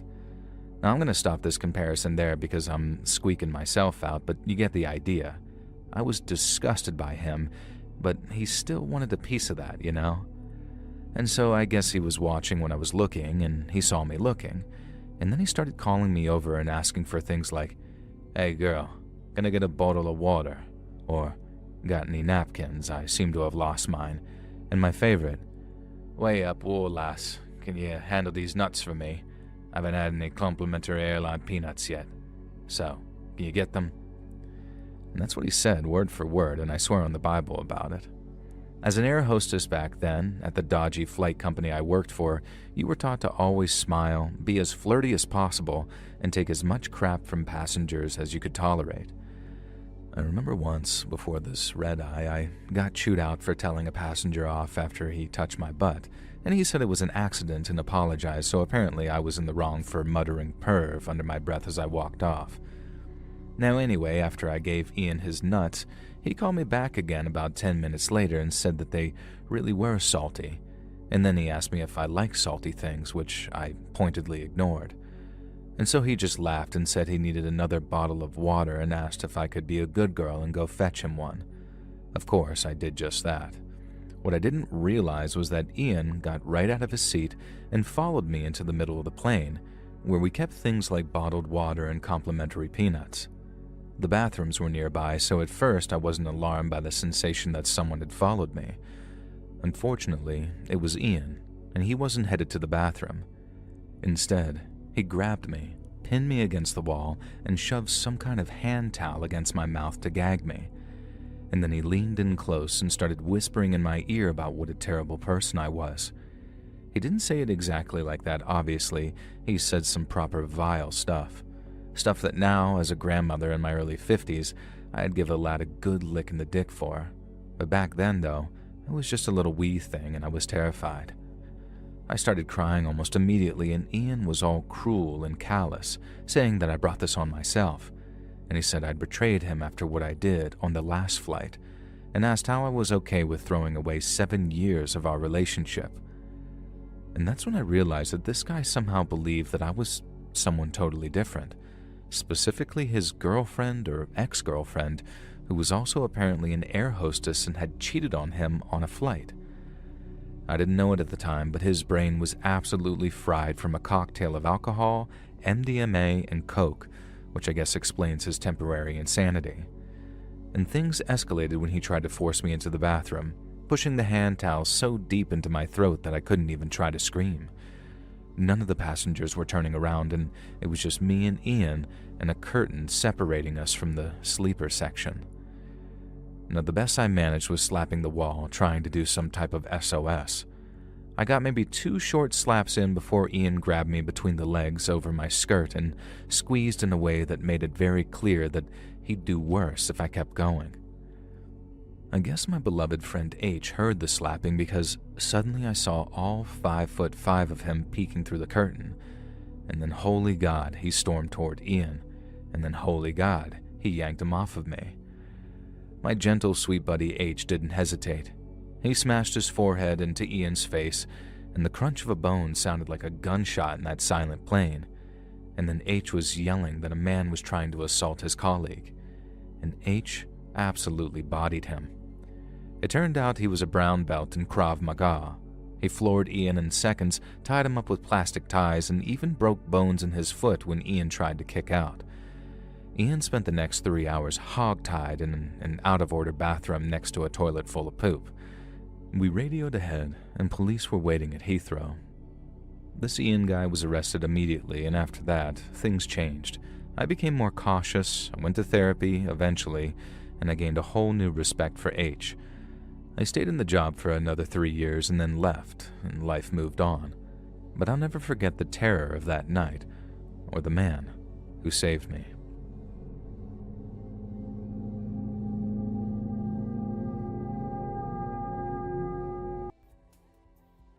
In your last video, you had a story that took place in Peru, and it reminded me of my experience in the neighboring country of Ecuador. In the early 2000s, I had just gotten my degree, and I was looking to take a vacation before I started job hunting. My idea of a good time is seclusion. To this day, I'm an avid hiker who enjoys traveling to remote locations in the United States, Canada, and South America. A friend of mine suggested that Ecuador had some scenic hiking trails and that tourism there is extremely low because of the country's severe instability. I never minded a little danger, and the less tourists, the better. They always ruin the atmosphere for me. Despite how Caucasian sounding my name is, I'm actually half Mexican on my mother's side, and I speak fluent Spanish. The point being, I could blend in easily. A day after landing in Guayaquil, I was deep in the Cerro Blanco forest, miles from anywhere. The canopy was so thick, it felt like evening time, despite it being in the middle of the day. I came to this location specifically to capture a photo of what they call the cloud forest, where trees become shrouded by low-hanging clouds, which creates a sort of localized fog area. But during my hike, I came across something very out of place. A white box truck, parked right in the middle of the forest. There was no road, no clearing, just trees all around it. I thought maybe the truck had broken down and was abandoned, but the truck looked like it was in good shape. I found it odd, but I wasn't looking for trouble, so I kept moving. That's when the first arrow flew right past my head, missing me by inches. Before I could even process what was happening, another arrow struck me in the shoulder. The pain was instant and burning. I ran as more arrows were shot in my direction. I came upon an area of tall bushes and dropped to the ground behind one of them, trying to make myself as small as possible. While I was hiding there, bleeding and trying not to make a sound, I saw a camouflaged figure emerge from the trees about 30 yards away, holding a crossbow. He moved slowly, scanning the area. He was clearly hunting for me. After what felt like forever, he finally disappeared back into the foliage. I soon heard the box truck start up and drive away. I stayed hidden for another 30 minutes. I knew not to remove the arrow, but I was still losing blood, and I had to get moving. I made my way back toward the parking area as fast as I could. When I finally reached the lot, I was exhausted and collapsed. Fortunately for me, several bystanders were there to help me. The police were called, and I was rushed to a hospital. A detective later came to speak with me when I was feeling better. He told me the box truck I saw was almost certainly being used by drug traffickers. The deep canopy of the Ecuadorian forests made perfect mobile staging points for moving narcotics. The man who shot me was probably guarding that shipment. It was in a remote location, but since it was near a hiking trail, the attacker may not have wanted to make too much noise, which is likely why they used a crossbow. I eventually made a full recovery and returned home as soon as I was able to. This happened in 2002. Since then, Ecuador has made a lot of progress and is a much safer place to visit now, but I have never returned there after that. There were a few articles written about what happened to me, but I can't seem to find any of them on Google. Over 20 years have passed, and I still go hiking whenever I can, and I always bring a handgun with me, if where I'm going allows it. It was around 2005 that I had to take a long hiatus, because that's when I met my wife and started a family. It wasn't until around 2018 that I started taking sporadic trips again. There was a while where I'd find myself looking at photos of my wife and kids, and a haunting thought would creep into the back of my mind. If that arrow had just been a few inches more to the left, I never would have met my wife, and my kids would have never been born. I likely would have disappeared forever. I was on my way back home to New Jersey from New York City. I had gone to go see a Knicks game at the Madison Square Garden that night. For full context, I went to a nearby nightclub and did a bit of drinking before heading back. So by the time I left the club, I was feeling a bit inebriated. I was absolutely not going to get behind the wheel of a car at night in the middle of New York City. I made my way to Penn Station and took the train to Times Square, got off, and walked over to the Port Authority bus terminal. Once I got there, I saw that it was empty. Not a single soul in sight. Suddenly, I was pushed from behind, and as soon as I fell to the ground, I felt at least 3 people kicking me while I was down.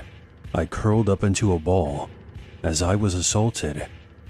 I then felt my wallet being taken as I just laid on the ground, completely defenseless. The 3 assailants ran off, and I was left there with no money or identification. Thankfully, my phone had not been taken during the attack. I rapidly pressed the power button 5 times, which connected me to a police operator. I told the dispatch what had just taken place, and they said that they would be sending a car out right away. I was still pretty shaken up about what happened, breathing heavy, and my words were trembling as I spoke. I turned my head to the right to see a knife laying there. It must have fallen out of one of the robbers' pockets as they were kicking me. I'm just glad it wasn't used on me. The police got there in under 5 minutes, along with the EMTs. I was rushed to the hospital, where I told my story to the police. After being treated, I was released the next day.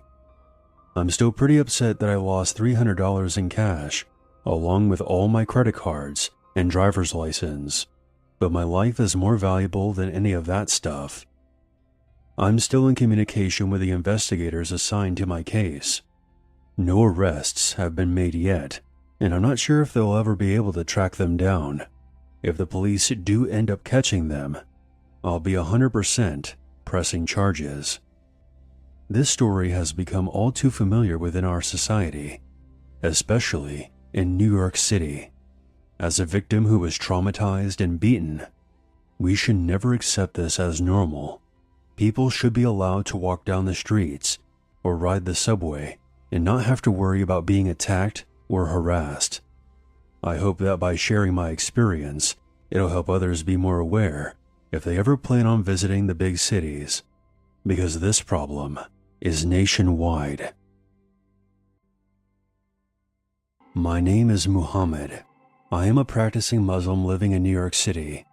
Back in 2015, I was always bullied in middle school for my religion. There were 2 bullies in particular whose names were Frankie and Johnny. They would take things to an extreme, which included assaulting me, chasing me, shoving me into lockers, and they even ganged up on me one time to dunk my head into one of the toilets. Funny enough, I had some friends who would preach about social injustice and Islamophobia in America, but they did not step in when they saw me being bullied. It was approaching the first weekend of December. My parents wanted to go upstate to our countryside house, which was located near the Catskill Mountains. I invited my best friend Jaden to come along with us. We drove out of the city at around 6 p.m. on a Friday night and got to the house around 8:30. After unpacking, we all went to bed.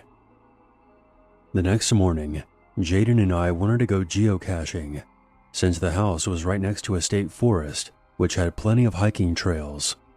If you don't know, geocaching is an outdoor activity where you use a GPS device to find hidden containers, kind of like a treasure hunt. Jaden and I have been doing this since the first grade. My parents gave us permission, but we were only allowed to do it for 4 hours. So, we then set off into the forest. An hour and a half passed, and we had already located 4 treasures on our hike. We were now near a waterfall, and the next box was 0.4 miles away from our current location. As we were walking and trying to locate the next geocache, we heard something moving around behind us. We turned around, and what I saw was scarier than any horror film I've watched. Here in this forest, many miles away from the city, I saw the 2 people who are currently making my school life a living hell, Frankie and Johnny. How the hell were they in the same exact place we were in? Did their families secretly have a house up here? Did they follow us? I didn't know how this was even possible. They couldn't have got there by themselves, since they were the same age as Jaden and I.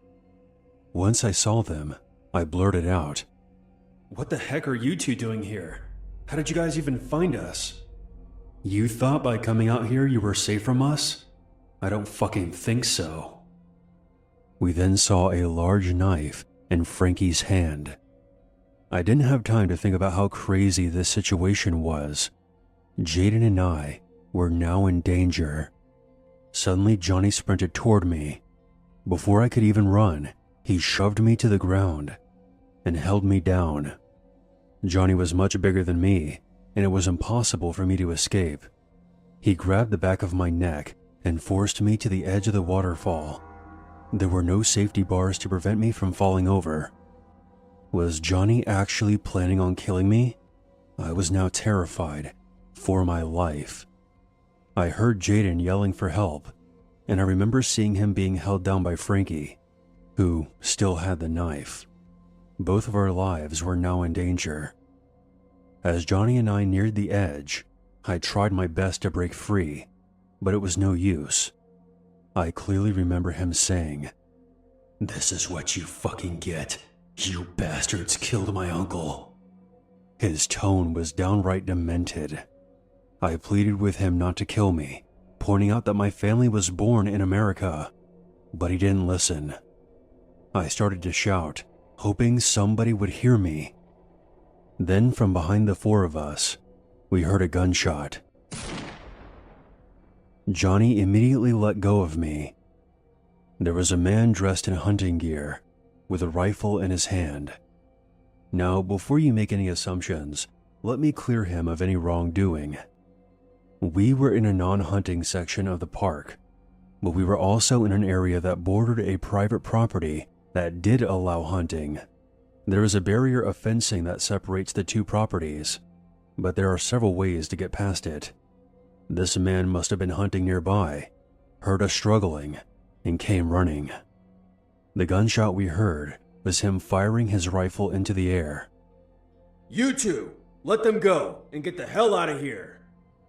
Frankie and Johnny then disappeared into the forest. The hunter made sure that we were okay and offered to escort us back to the house. We accepted, since we were still worried about Frankie and Johnny surprising us again. If they followed us all the way out here, it wasn't out of the realm of possibility. On the way back, he asked us who those 2 guys were.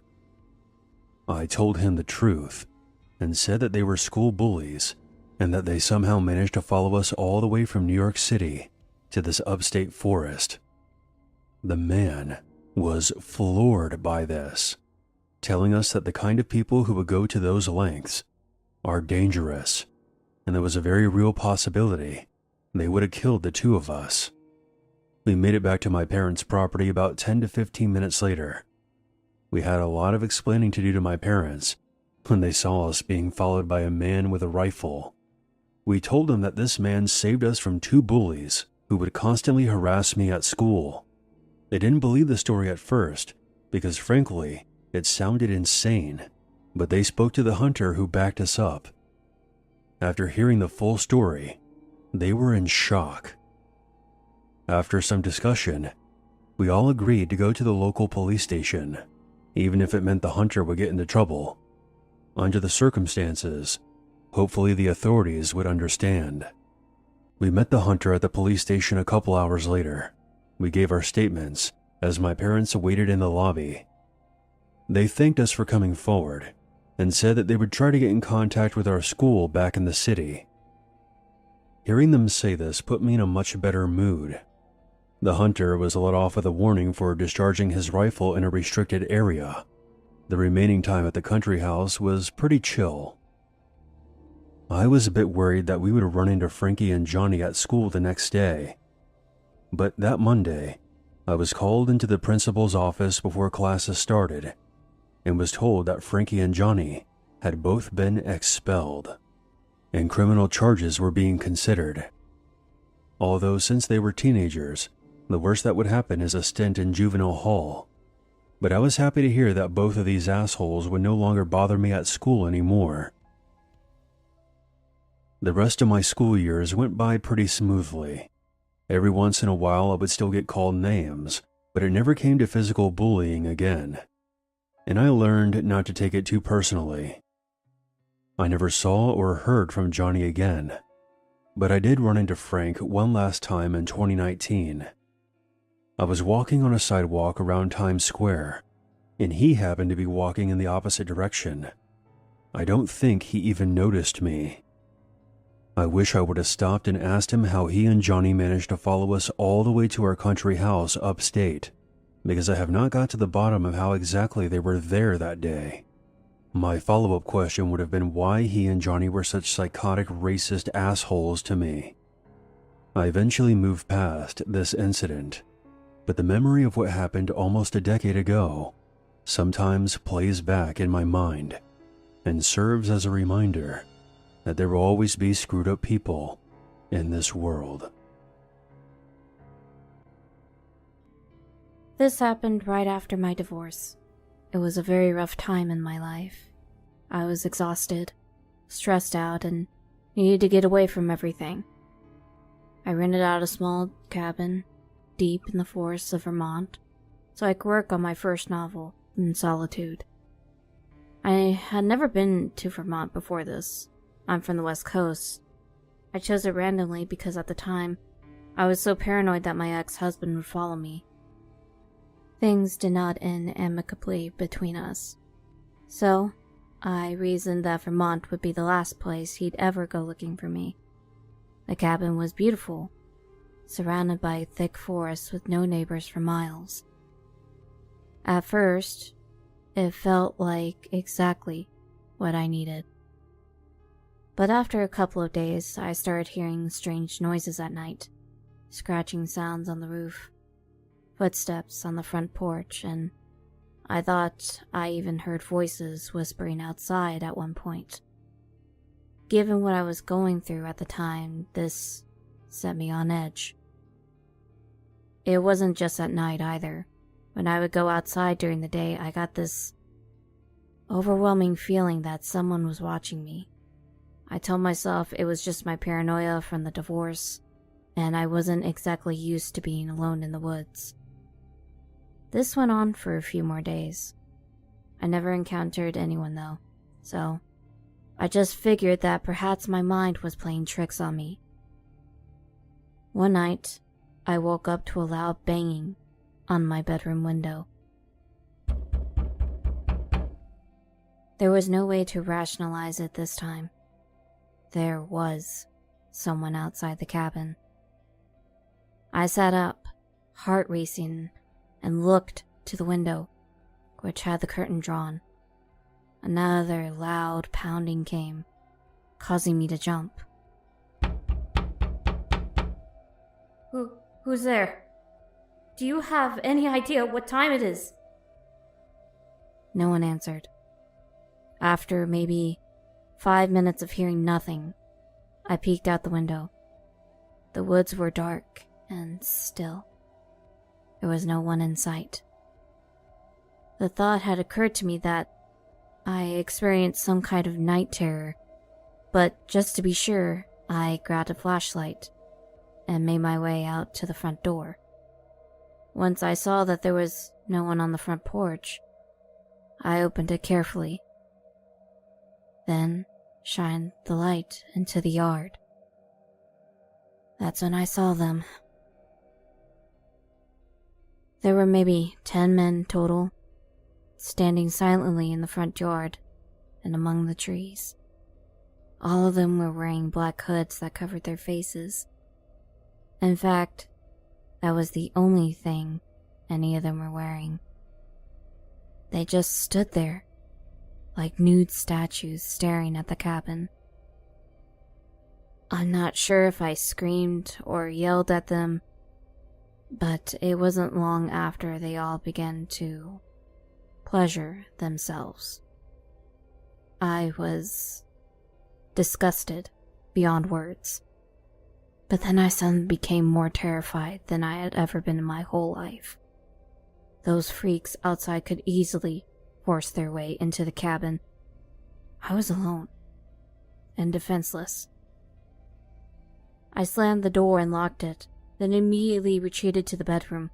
I pushed a wooden wardrobe in front of the window before praying to God that the landline next to the bed was still working.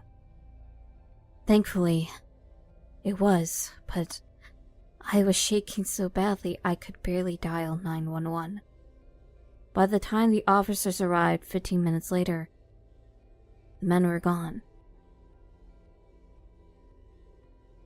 The police took my statement and told me something that made my blood run cold. They had apparently received several reports from other women in the area who had either rented cabins like me or lived in remote locations. It was the same thing. Several naked men wearing black hoods, standing in the nearby woods. The officer told me that he was only aware of one other instance where someone witnessed them masturbating. The police were never able to catch them. They took the reports seriously, but it was unpredictable where they would show up next, even with increased patrols. They theorized this was some kind of bizarre cult ritual. They would make sure the women were alone, possibly scouting locations before they moved in, although they never seemed to attack or break in. It was like they wanted to make sure the women saw them. Most of the time, things wouldn't go according to plan. The women either wouldn't answer the door or a neighbor would see them and start yelling.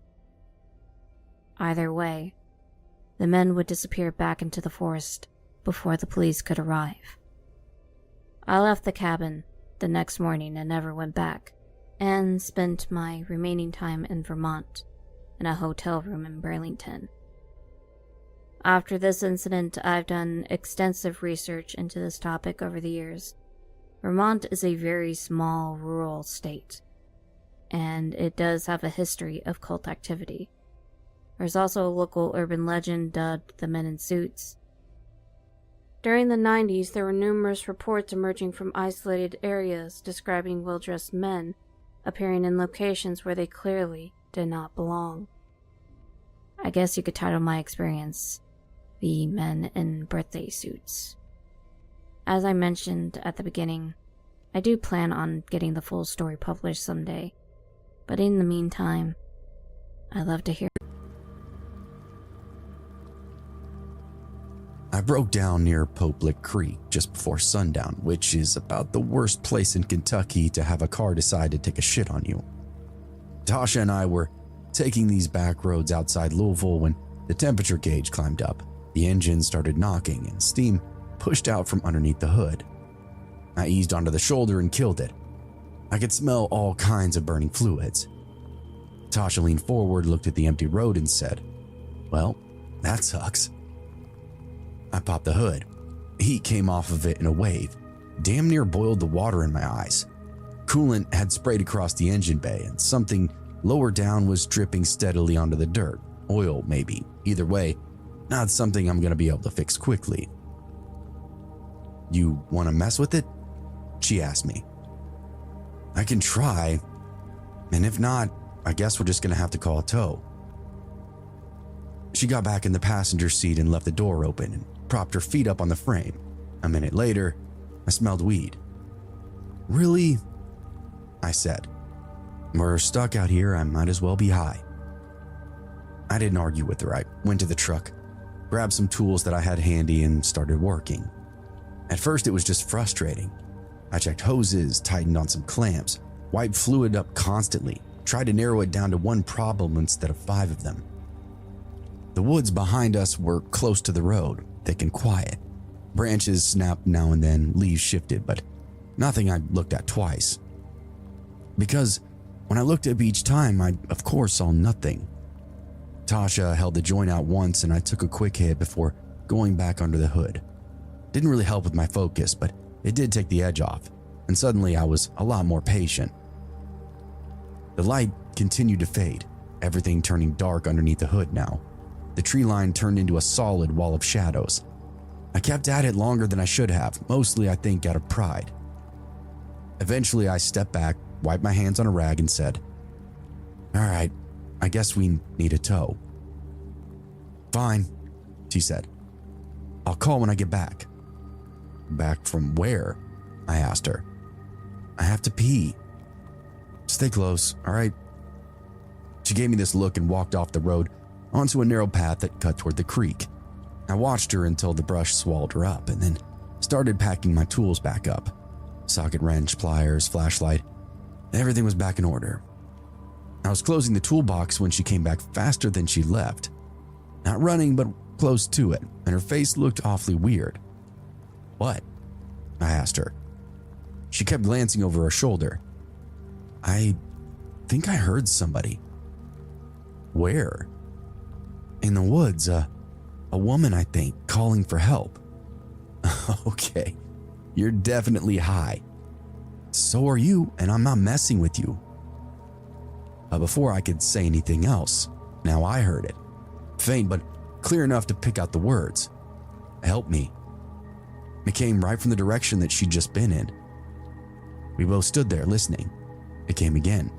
Same tone, same distance. It wasn't a bloody murder scream, but somebody definitely needed help. Tasha turned back toward the trees. "We should at least check it out. Or, hear me out, we call it in." "And tell them what exactly? That we think we heard something?" The voice came again. "Help me." I grabbed the flashlight. "All right, just stay behind me." We stepped onto the path. It sloped down toward the creek, dirt packed in places and loose as hell in others, roots cutting across it like a staircase. Sweat beads started running down the back of my neck. "Hello?" Tasha called out. "Don't do that," I said back quickly. If somebody was out there, they'd answer. The voice kept going anyway, same words, same cadence. We moved slowly, and the beam from the flashlight picked up bark, leaves, a flash of water through the trees, but nothing that matched a person. The sound of the creek started to fill my ears and everything got hazy. "Help me." Closer this time, definitely. Then I called out once, but got no response, just that same voice again. All right, this is getting weird. That's when I thought about the stories tied to that stretch of land. Everybody around Lowville had heard some version of it growing up. Something living out around the trestle, something that could mimic voices. Most of it had to be bullshit though, just tied to all the accidents and the suicides. We continued pushing a line through brush and came out near a creek. The railroad trestle rose up ahead of us, dark and narrow against that little light that was left. It crossed high over the water, old wood and steel, archaic before us. I stopped. "Okay, we're done. Let's go back," I said. "What? She's right here. Look." Something was crouched on the tracks, low between the rails, arms hanging down, head angled toward the trees below. At first, it didn't register as anything but a shape, but then it shifted. "Help me." The sound came from above us. Tasha made this small sound and grabbed my arm.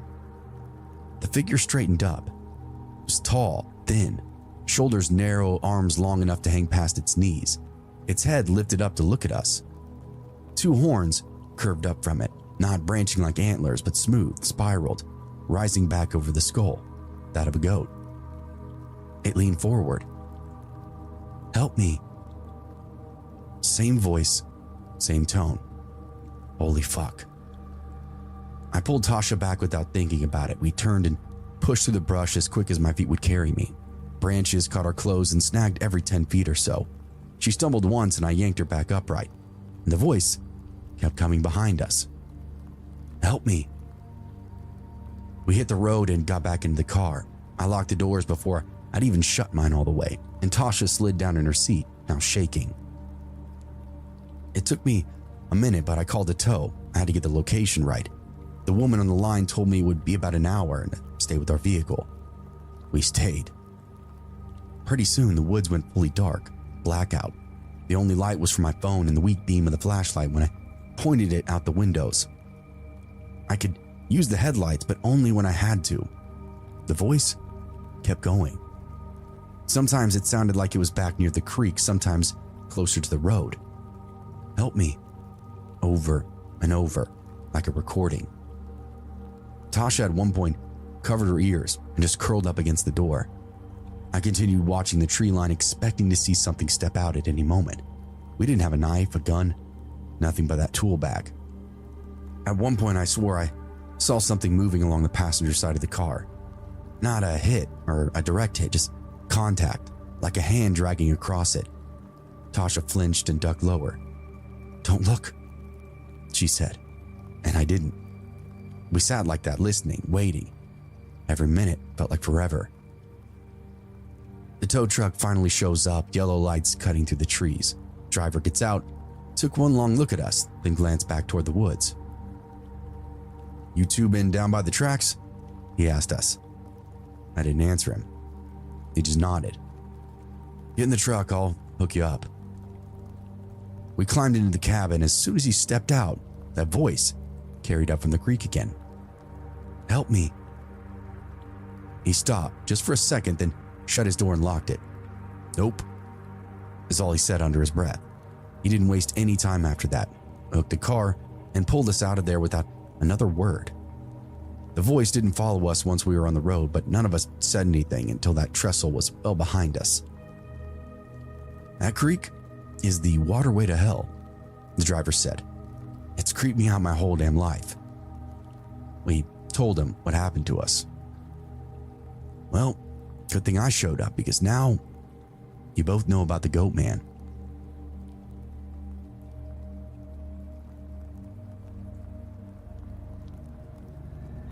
When we moved to Lexington, we thought we'd made it.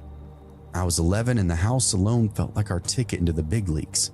2 floors, a clean driveway, a yard my dad treated like a gold medal. The street had brick homes, big trees, and people who walked their dogs in the evenings. It felt stable, safe, secure. All those buzzwords a family wants to hear. We moved in there in the early 2000s after my dad got this job, a better one. My mom liked the schools, and Carrie and I were told it was a fresh start, and for a while, exactly what it was. We walked to the bus stop every morning, about 6 houses down past some hedges and a mailbox. Same kids, same routine. No warnings, no stories, nothing that suggested we should be paying attention beyond our own 2 feet. We settled in fairly quickly and school was normal. Weekends followed a pattern. My dad handled the yard, watched basketball, and my mom kept everything else running. Carrie, of course, made friends faster than I did, and I stayed home more than I liked to. Played games, rode my bike, didn't really think too much about it. It felt like a place where nothing bad happened, or at least nothing that could reach us. Our story would change about 6 months in. It was a Saturday morning, and Carrie and I were in the living room playing video games, wrapped up in blankets, while my dad was easing in his recliner with a big cup of coffee and the paper. My mom came downstairs, already dressed, keys in hand, and asked if we wanted Burger King. That was enough to get our full attention. We didn't get it very often, so when we did, it felt like a full-on event. My dad told her to grab him 2 sandwiches.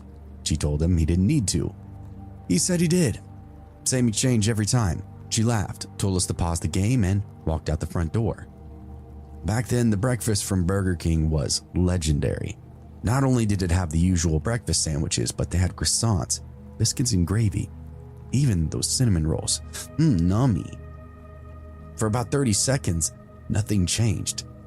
Then we heard voices from the driveway. At first, it was normal, like somebody had stopped to talk. My dad lowered the paper but didn't move. The tone shifted. It was a man's voice, loud, cutting through whatever she was saying. And a second later, my mom started screaming.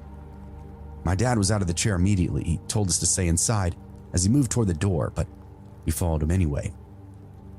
By the time we stepped onto the porch, everything was already in motion. My mom was at the driver's side of the car, half in, half out, caught in an open door. Her purse was on the ground, one leg still in the car, the other flailing. A skinny man in a white tank top was on top of her, bent over, crowding her into the seat. For a second, my brain tried to turn it into something else, an argument, a misunderstanding. But then I saw the knife in his right hand, low and close to her body, and that was that. My dad ran at him and told us to call 911. Carrie grabbed my arm, pulling, and then the man looked back at my dad and drove the knife into my mom's abdomen before pulling it out again. It was quick, direct, no buildup. She made this short, sharp sound and dropped sideways over the center console. Everything was a blur after that. My sister and I were just screaming. We couldn't believe it. My dad hit the man, knocking him off her and into the side of the car. The door slammed and the horn blipped. The man swung the knife and missed, and my dad shouted at us to get inside. And this time, we listened. We ran to the kitchen and Carrie grabbed the cordless phone and dropped it. I picked it up and dialed wrong the first time, 119. No, my hands didn't even feel like mine. I tried again and got through. My mom was stabbed, I said when the dispatcher answered. I stood there with the phone in my ear, looking out through the front window while everything continued. My dad and the man were now on the ground. My dad had both hands on his wrist, trying to keep the knife away, while the man twisted and kicked, trying to break free. My mom was on her side in the car, one hand pressed to her stomach. Her hands were bloody, and so was the concrete under the car. The dispatcher asked for my address and asked if the attacker was still there, asked if my mom was awake. I answered as best as I could while watching it all. Carrie stood next to me, crying in these short bursts, not saying anything. Outside, my dad managed to slam the man onto the hood of the car. The knife dropped and he kicked it away before tackling him again. For a moment, it looked like he had control, but the man just kept biting, scratching, grabbing, trying to bite him. My dad's shirt tore at the collar as he held on. Neighbors would start coming outside eventually, but kept their distance. Nobody moved in. And that part was really hard to accept, that nobody would come help my family. My mom tried to sit up, and I opened up the front door and yelled at her to stay down. She looked at me, not fully focused, like she didn't understand what was happening or how fast it had got there. She opened up the car anyway and slid onto the ground, right next to her purse. Sirens came in from the main road not long after. 2 police cars pulled up, then another. Officers got out shouting commands, and my dad rolled away from the man with his hands up, yelling that he'd stabbed his wife. The man got to his feet, looked at the officers, then at the knife in the ground. They told him to get down. He didn't. They tased him. He dropped. And even then, he kept fighting as they pinned him and finally got him cuffed. The ambulance would follow close behind. Paramedics moved in without hesitation, cutting my mom's shirt, pressing bandages onto her stomach. My dad tried to get over to her, but they held him back until the scene was finally controlled. I stayed in the doorway with the phone still in my hand until they took her away. My dad got into the ambulance with her, but before the door closed, he told a neighbor to stay with us. Then they were gone. The driveway was left quiet except for the police. We never got breakfast. At the hospital, we were told that she almost died. The knife had gone deep and there was internal bleeding. She needed surgery right away. The words were simple, but the way they were said made it clear how close it had actually been. She survived, but it wasn't easy or quick. When she came home, she moved slowly, kept a hand near her side, avoided going outside alone. My dad would check the locks multiple times at night, and Carrie slept with her light on. I started watching everything in our neighborhood, people's cars, anything that didn't fit in. That man didn't know us. That's what we were told later. There was no connection, no reason he chose our house. He was just moving through the area until he just happened to stop there. After that, the neighborhood felt like a battleground. There were break-ins, vandalism, more police driving through than I ever remembered before. People kept to themselves more. Doors stayed locked. Lights stayed on. Nothing else that happened close to that morning, though. I think we stayed in Lexington for a few years after. Life kept moving because life always does. My mom would fully recover eventually, and my dad replaced that car because she wouldn't sit in that one again. It had a lot of bloodstains that never came out. Carrie and I still walk to the bus stop, but we paid a lot more attention now to every house, to every parked car, every person we didn't recognize. I used to think you could tell where something bad might happen. Now, I know it can happen anywhere. Quiet streets, clean driveway, Saturday morning, even while your mom is just trying to go out and get you breakfast.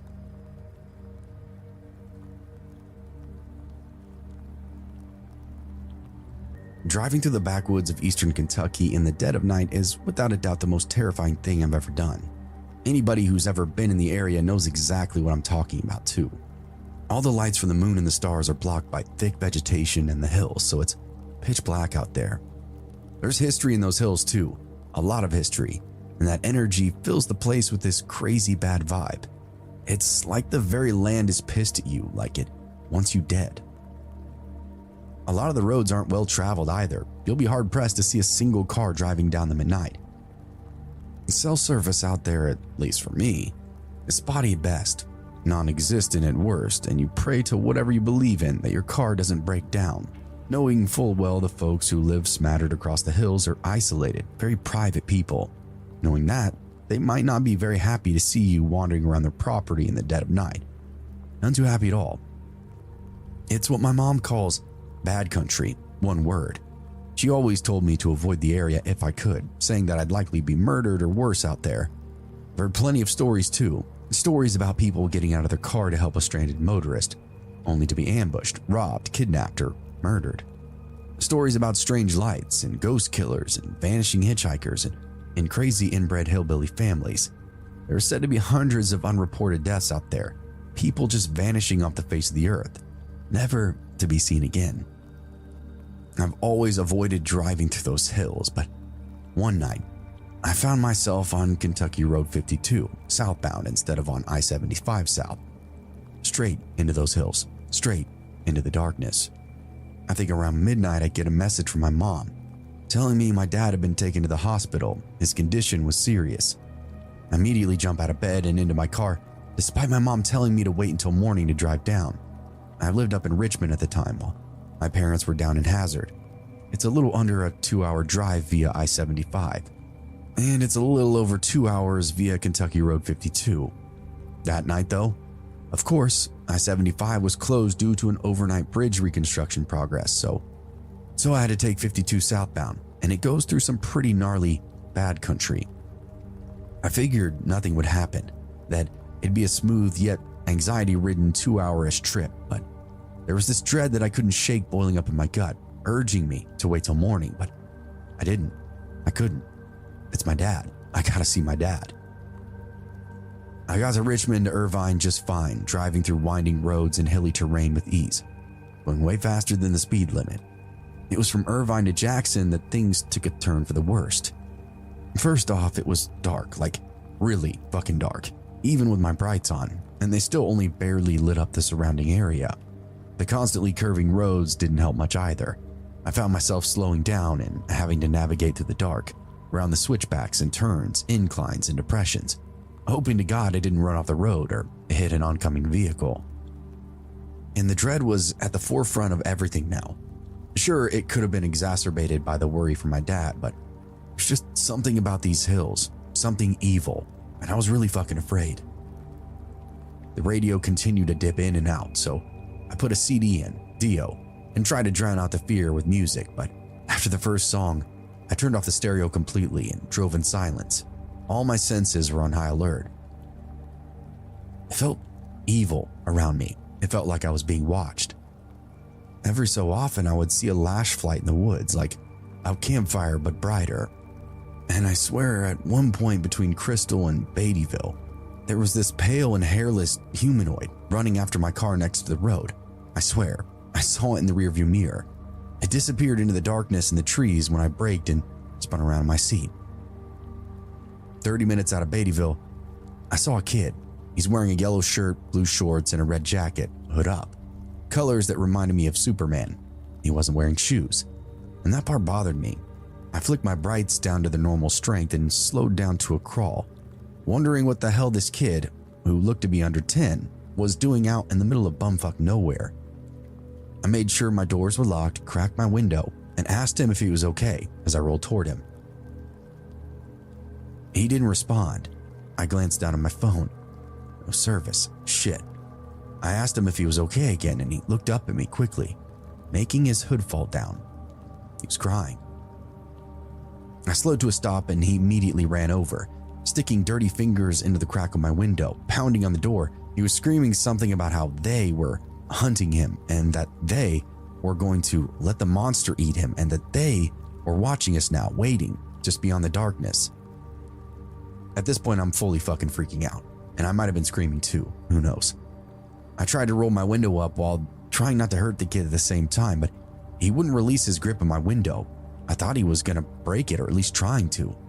Then out of nowhere, this bright light flashed onto us. The kid screamed even louder, let go of my car, began running down the road, back toward Beattyville. And I'm ashamed to say I took off.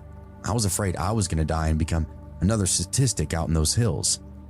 In my rear view, I watched as what looked to be 3 men in hooded robes ran out onto the road. The spotlight one of them was holding was trained onto my car. It hit the mirror at an angle that blinded me, but it looked like the other two were going after the kid. I blinked and looked back toward the road, speeding out like a bat out of hell. I pulled off in Jackson and drove straight to the police station. 2 detectives and an FBI agent, who happened to be in town working with a liaison, listened to me with great faces. When I finished what I was saying, the FBI agent thanked me, told me that the kid had gone missing the day before from a Bible camp near Kentucky River. He said that's why he was in town in the first place. Apparently, the kid and his friends were out playing hide and seek in the woods in broad daylight when he just disappeared. He was wearing yellow, blue, and red, like Superman. The strange thing is, his footsteps just stopped, and his shoes were still there. It's like he was lifted off the ground by air. Super weird. Half a dozen cop cars with twice as many cops, the agent, and a search and rescue team were dispatched to the area within minutes of me reporting what I'd seen. I drove to a local diner and ended up staying in Jackson until morning, making the 40-ish minute drive down to Hazard after the sun rose. After hearing why it took me so long to get down there, my mom was beside herself with panic, but was also glad that I was okay, telling me I did what I did to survive, that I was brave, that I wasn't in fact a coward. Thankfully, my dad ended up making a full recovery too. And if you're wondering, I do feel like a fucking coward. If you're asking if I regret not letting that kid into my car, the answer is a resounding yes. I do. I am. It still haunts me to this day, but I don't know what would have happened if I stayed there any longer, and I don't know if either of us would have made it out alive. To my knowledge, no trace of that kid was ever found.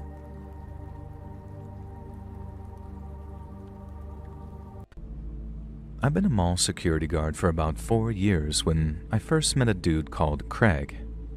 Guarding was something that I fell into around 2009 when the job market went and pooped its pants.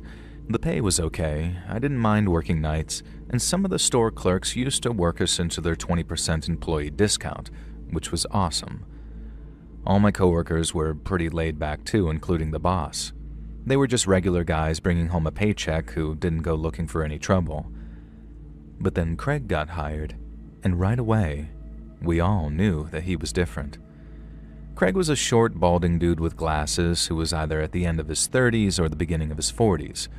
And word had it that he'd been a security guard ever since he dropped out of high school, and that meant for a while.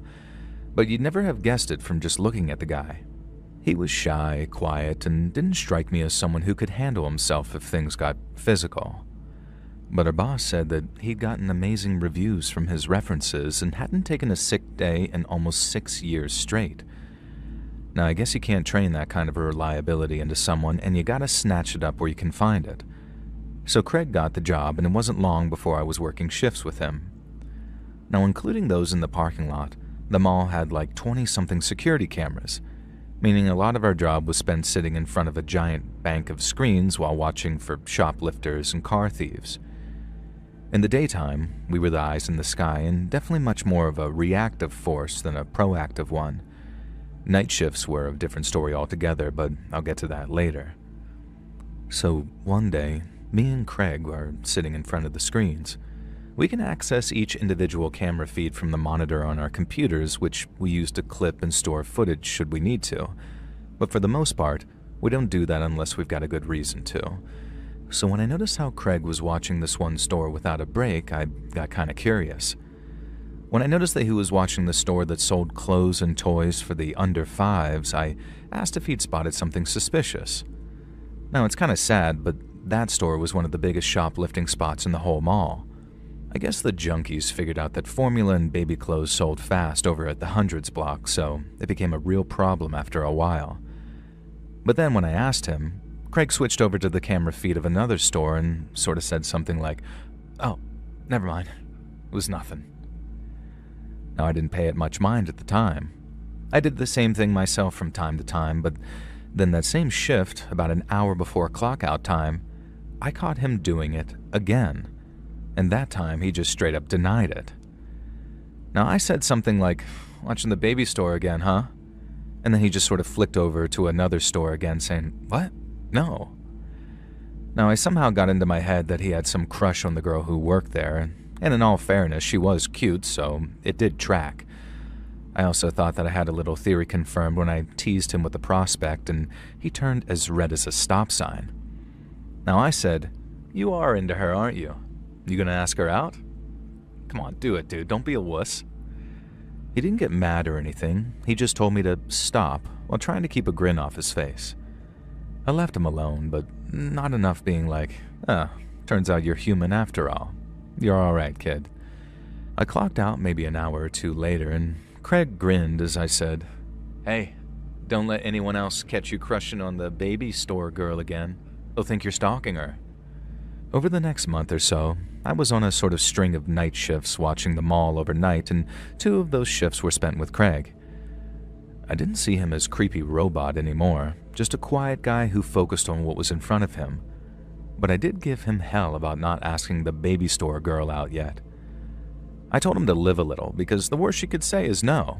It's not even like he had to go anywhere near the store during daylight hours either, not unless it was an emergency. But still, all he did was grin and tell me to just buzz off. Now, night shifts were different to days in that we actively patrolled the mall complex once every half hour. Now, one guy would leave the office and take a walk around, while the others stayed behind to watch his back from the screen bank. We wouldn't always keep our eyes glued to the screens, not unless the walker called on the radio. So as Craig was walking around the mall from the 2:30 a.m. patrol, I wasn't paying attention to what he was doing. And not until I happened to look up and see that one of the store's shutters had been partially opened. Now, right away, I radioed over to Craig saying, "Dude, one of the stores is unlocked." And then I had this weird sort of like twin moment of realization as 2 thoughts hit me at once. Craig wasn't answering his radio, and the store that was open was the baby clothes store. Now, right away, I'm thinking, uh-oh, Craig's in the baby store, mainly because we were not allowed to just walk into the stores after closing time, not unless something serious is going down. And since Craig was so reliable, I figured that there's no way that he'd be risking his job like that unless there was something wrong. So I grabbed my keys, and off I went to the baby clothes store. Now, a few minutes later, I'm ducking under the half-raised shutter, yelling out, "Craig, you in here, buddy?" And immediately he responds, "Yeah, I'm here," and steps out from behind one of the displays. He almost scared the crap out of me, and then I asked what the hell he was doing, and he told me he thought he heard something from inside the store. Now I say, "Dude, why didn't you hit me up on the radio? That's why I'm here." As in, why I was sitting at the screen bank. Now he hears something, he calls it in, and I can see past the shutters and into the store with nothing but a swivel on my chair. So as soon as he said it, I knew his excuse was nonsense, and I reminded him of what he was doing might actually get his butt fired, And it was like dealing with some dumb newbie. Only Craig was not some dumb newbie. He knew the job and he was pretty good at it, so it made exactly zero sense to me why he was acting the way he was. And so the next night, Craig kind of thanks me for, I don't know, caring about him, I guess. And he thanked me for not telling on him, and he also thanked me for getting him out of that store, which was weird because it was almost like the way an alcoholic might thank you for stopping him from drinking. And I guess that didn't ring the alarm bells that it should have, because at the time I just wanted to know what he was doing in the baby store so late. And that's when he broke eye contact and said something sort of like, I'm gonna be a father. And then right as I'm about to congratulate him, he added, and I'm scared. I told him something along the lines of, it's okay to be scared, but I'm sure you'll be fine. But I didn't mean it. Not because I'm the kind to offer empty platitudes, but because I didn't believe him. I'm not saying that I have a particularly advanced bullcrap detector or anything like that. I just don't care how quiet a guy is. If his wife or girlfriend is pregnant, he complains to his buddies at work about it. Even if Craig wasn't the type to complain about it, I didn't buy him not bringing it up before that moment when I confronted him about that store. And I didn't all the way confront him, as in like I didn't call him out on complaining that he was going to be a dad. I just knew that from then on, that he was hiding something, or at least he was maybe hiding something. It was just enough to affect my opinion of him until I knew what that thing was, and when I found out, it was almost like a bomb going off. Craig acted nice and normal for the rest of the time we worked together. I didn't catch him staring at stores, and I didn't catch him in any stores after hours either. He was just Craig. Quiet, weird Craig who lied about having a pregnant baby mama because the next time I asked about it, he totally responded to me saying, "Huh? Oh, yeah, she's fine," when I asked about her. Now, I thought it was weird as hell to lie about something like that, and I hoped that the real reason wasn't like sinister or anything. But that, as it turned out, was nothing but wishful thinking. And on a day when I had to do night shift with Craig, a friend of mine sent a message to the Facebook group chat we shared. Now, the first notification read something like, Chris sent a video, and then the rest were him sending things like, oh my god, LMAO, check out this loser freak. And he used to send tons of stuff like that to the group chat. Weird videos or memes and all that kind of stuff. And so sometimes they were really funny, and other times they made your skin crawl. In this case, the video was most definitely of the skin-crawling variety. When I opened it, all the camera showed was what looked like a kid's room, and then out of nowhere, a grown man dressed as a baby walked into the shot and then turned towards the camera. He was wearing one of those weird baby hats, the bonnets, and some makeup, and had this almost oversized pacifier in his mouth. So at first I didn't recognize him, but he had to take the pacifier out to speak, and when he did, I suddenly realized what I was looking at. It was Craig, the adult baby now babbling about mommy and having a full die-die, and then pretending to cry, saying, wah, wah, wah. I remember closing the video, and then just standing there in my kitchen for a second or two, just not really knowing what to do with myself. Obviously, one of the thoughts going through my head was, that's why Craig was in the goddamn baby store. He obviously couldn't wear any of the clothes there, but knowing why he was interested in them made my skin feel like it wanted to crawl off my bones. But then my other thoughts involved stuff like, was Craig dangerous? Was he some kind of PDF file whose thing was dressing up like a baby? I had no idea, and it's not like I wanted to dedicate any brain power to it either. It made me feel uneasy and very queasy thinking about Craig all dressed up like that, but it made me even queasier thinking that I had to spend 10 hours in a shopping mall with him, completely alone. I ended up calling my buddy Chris, the one who sent the video, to ask where he'd found it and how many people he'd sent it to. He said someone from his job sent it to him and that he'd sent it to just about everyone he knew, with obvious exceptions for family. Now that meant the video was going around town, so it wasn't going to be long until Craig got recognized for being the giant man baby in it. And while a heck of a lot of people were going to laugh their butts off at him, I knew that there would be people that thought he was a predator and would want to hurt him. But was he a predator? Or was he just some harmless weirdo? Now that was the real question, so that night while we were at work, I decided to just ask him about it. It was probably one of the most awkward and creepy exchanges of my entire life, and it took me like 3 hours to work up to it too.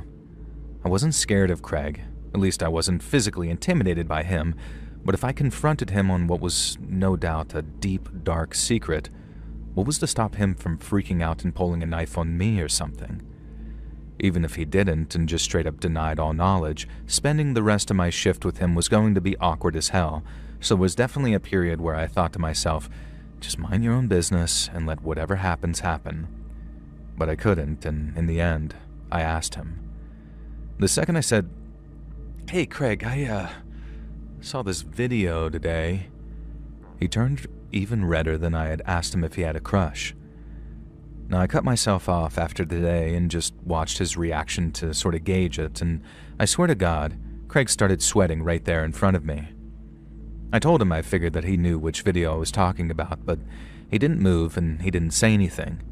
He just stayed sat in his chair, eyes locked on the screen bank, swearing and shaking like he was coming down with some fever. I guess I didn't really know where to go from there. He'd already admitted it silently, but it was an admission all the same. And I don't think I expected him to do anything but deny it till he was blue in the face. And so once I had the admission, I went to what I considered the most important question of all, which was, "Craig, are you a weirdo for kids?" And then, and only then, did I get a reaction. His head spun around and he says, "No, it's not like that, dude. I swear to God, I'm not." It was a very strong reaction and one that had a pinch of outrage to it, and not the kind of "please believe me" that you get when someone is lying to save their skin. Now, I guess I never truly know for sure, but in the moment, his answer, it rang true and I believed him, but that still left the question of what the hell was he doing making those videos? And I guess it might sound a bit weird, but I kind of backed off on wanting to know why. I mean, I could probably take a shot in the dark and it wouldn't be too far off, but even if I knew, it wouldn't change anything. Craig was weird. Really weird, actually, but as far as I knew, he was harmless, and I actually kind of liked the guy too, so there was that. And then, because I liked him, I knew he didn't deserve what was definitely coming his way, and I told him to quite literally get the hell out of town. And Craig knew it too. He knew that once people saw that video, and knew the guy who made it was a security guard down at the mall, it wasn't just his job he'd be in danger of losing. And so even though his record was clean and I didn't personally believe that he was some kind of diddler, the best thing for him to do was leave town and start over someplace else. And once I was done giving my speech, Craig looked like he was searching for the right words, and then he burst into tears out of nowhere, and he didn't stop crying for a good couple of minutes. Now don't get me wrong, I didn't feel too bad for him. Uploading videos like that was dumb as hell, and it was only a matter of time before someone recognized him. But his dumb mistake had ruined his life, or at least it was going to ruin his life if he didn't find someplace far away to live, and fast. Well, that was the last I saw of Craig. When we clocked out, he thanked me for letting him know that his video was going viral, and then told me that I might not see him around much anymore. I told him I was sorry to hear that, but it was for the best. He needed a fresh start someplace else, and he needed to fix whatever needed fixing so he didn't feel the need to put that kind of crap online.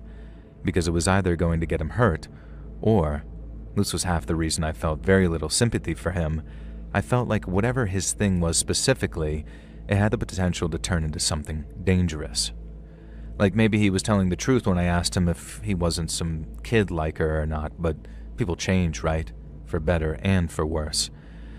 And a dude who dresses up like a baby and chooses to do so in some skimpy little diaper thing and not like a onesie, that stuff's gotta have the potential to get worse. I don't care what anyone says, and I say that as a father of 2 daughters.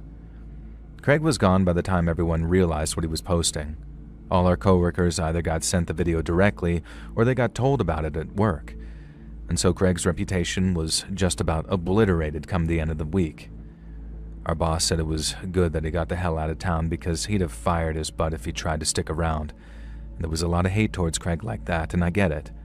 But all I really feel anymore when I think about him is fear. I hope he's doing okay and that he found a good woman or man or whatever and settled down, because one of the alternatives is that he didn't get himself together and he got worse. And then if he gets worse, maybe he'll do something terrible with a kid or a baby. And then it'll kind of be my fault for not taking him around the back of the mall and shooting him when I had the goddamn chance.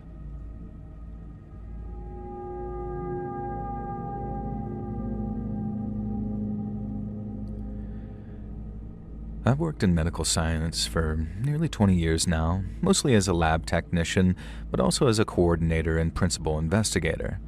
And many years ago now, I used to work in a small medical clinic in the Greater London area.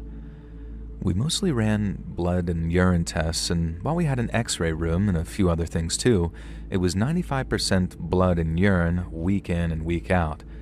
And as you can imagine, we're exceptionally careful when handling samples. I can't imagine many of you have received calls saying, we misplaced that blood you gave us. Can you come back and give us some more? And that's because we're really careful with them. And so one day, when one of our nurses came to us saying that he dropped our sample, our first thought was concern, and not for the bloody sample, but for him. Now, I don't want to use his real name because that'll give away which clinic this took place in, so I'll just call him Dave. And when Dave dropped a sample, I was worried that he might not be feeling well. When I asked him what happened, Dave said that the beaker dropped from his grip after he suddenly became lightheaded. So we sent him home for 2 days, then he came back feeling much better. Now, Dave was a great nurse, an asset to the clinic, and God knows we wanted to look after him. So a couple of weeks later, when it happened for a second time, I recommended that he just go to the doctors for a full checkup. Dizzy spells can be a sign of some pretty nasty illnesses, but following a full medical exam, he was told that there was nothing wrong with him. We were relieved, why wouldn't we be?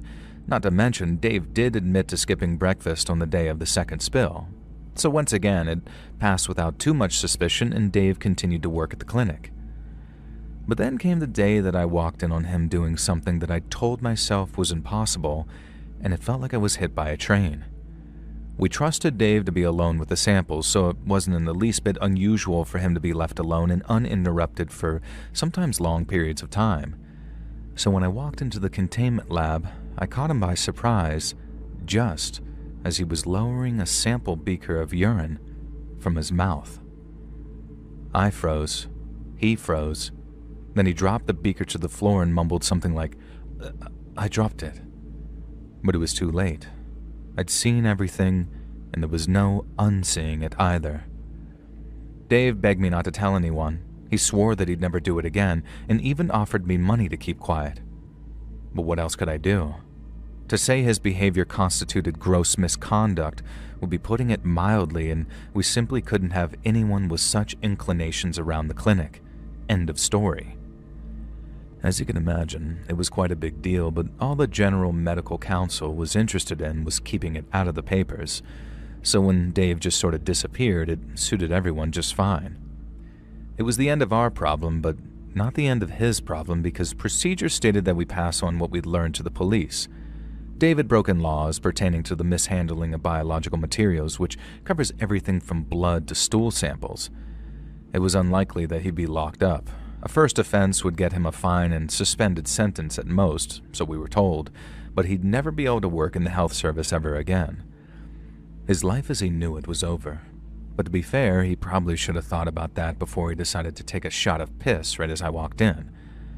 Now anyway, life moves on without Dave, and although we missed his skills and experience, we did not miss the feeling of knowing that there was someone like that working amongst us. I think it was like 6 or 7 weeks, long enough that we'd almost let the whole sorry episode slip from our minds, or at least I personally almost had anyway. And then one day, after driving home from work, a car pulled into my driveway behind me, having followed me home from the clinic to block me in. Now, I knew who it was the moment I saw the car. I'd seen that car almost every day in the clinic's car park for almost 3 years. It was Dave's car, and he had followed me home. He walked down my driveway towards me as I got out of my car, shouting at him to get away from my house before I called the police. Now, I made such a racket that my husband actually came out, and our kids watched from the front window as he walked Dave back up the driveway. He wasn't polite about it either, neither of them were, and Dave only started to back off once my husband had promised to bounce his head off the concrete. We reported him to the police, but since Dave was out on bail, there wasn't much that they could do unless they caught him in the act of actually threatening us. All they could do as it stood was warn him to stay away from me, or his attempts to do so would constitute harassment. But it didn't stop him, and things only got worse. It all culminated with Dave trying to drive me off the road one evening when I was on my way home from work. I knew I was in trouble from the second I looked in my rear view and saw his car in the road behind me. I just didn't think that he was mental enough to try and scare me in such a dangerous situation. I don't think he wanted me dead, or maybe he did, who knows. But if I think he really wanted to murder me, he could have done it with a knife come closing time at the clinic. However, that didn't make what he did any less frightening because his reckless driving ended up with me careening off the road and into a ditch. I wasn't hurt, not too bad anyway, but I did need to go to the hospital to get checked out just in case. It was a horrible experience, but like many dark clouds, it did have a silver lining. Dave's dangerous driving had been caught on several cameras, meaning he was swiftly arrested and kept on remand before his trial since it was deemed that he was a threat to the public.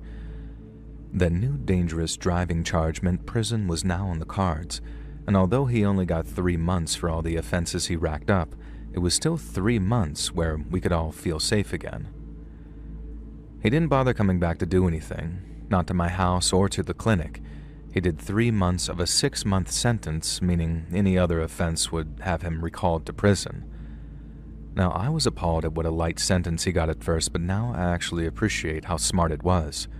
3 months is nothing to sniff at for a first-time blag, and then the prospect of another 3 months in jail was enough to deter Dave from any further threatening interactions.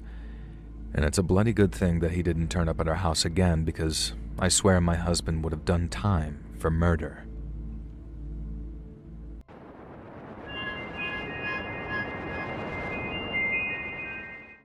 I told myself I was only staying at Miles and Claire's place until life stopped kicking me in the ribs.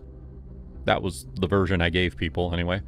In reality, my girlfriend had thrown me out of her condo in Tampa after she had caught me messaging someone behind her back.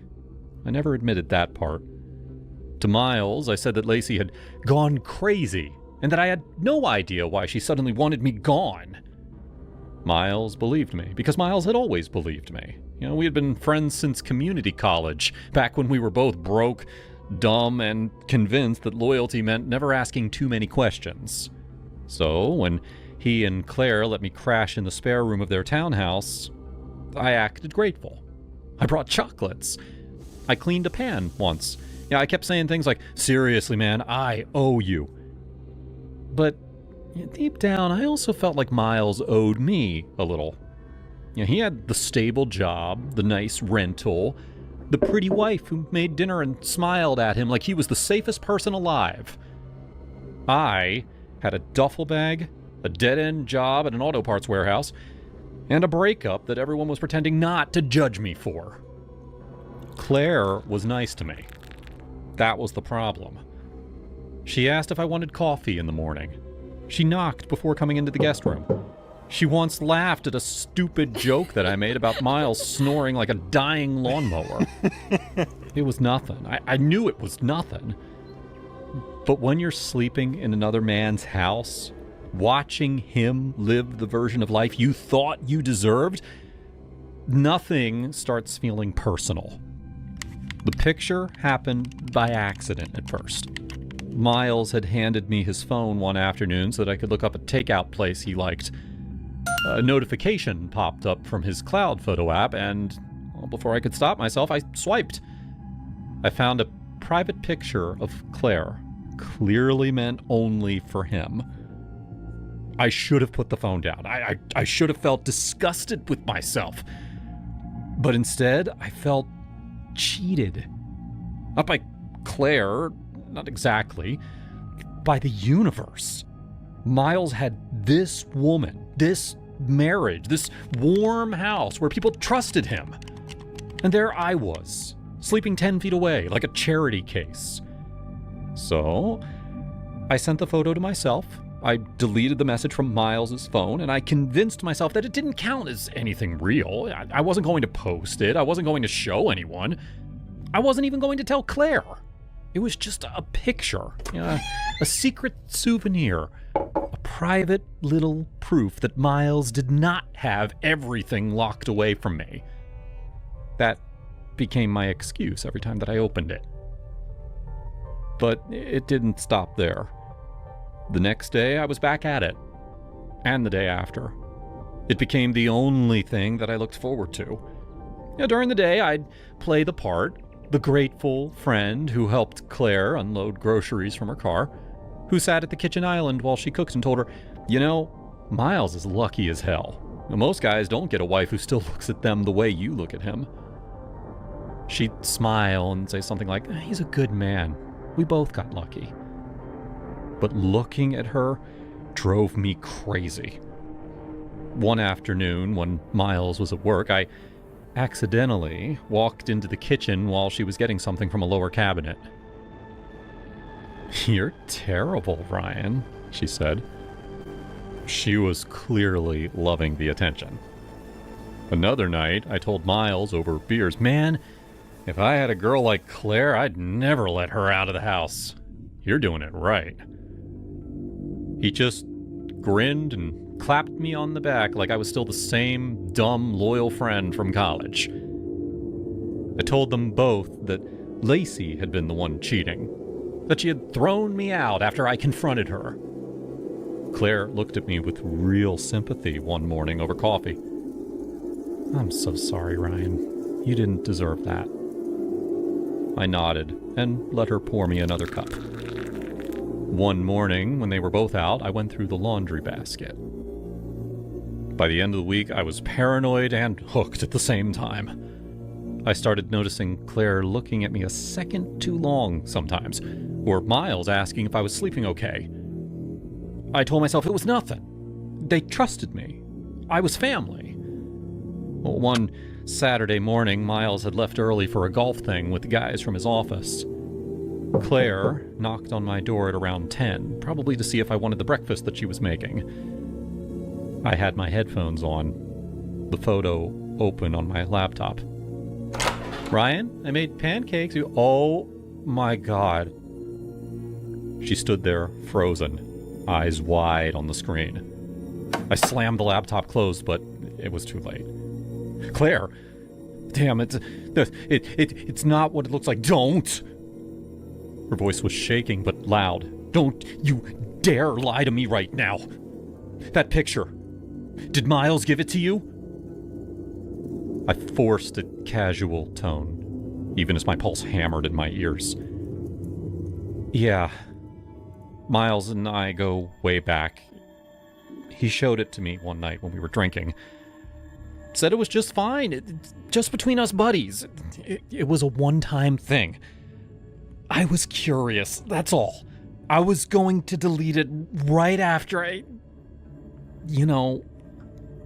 Claire didn't move.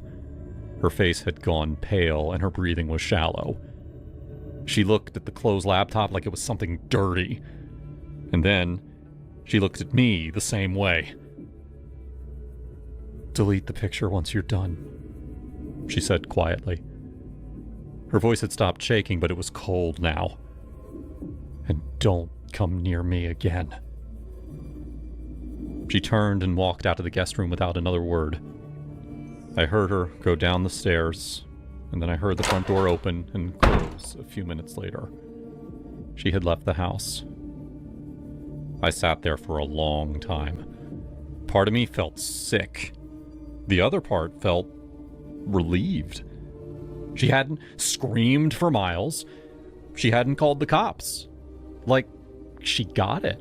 Like, maybe she had liked the attention after all. The way she had grinned that day in the kitchen.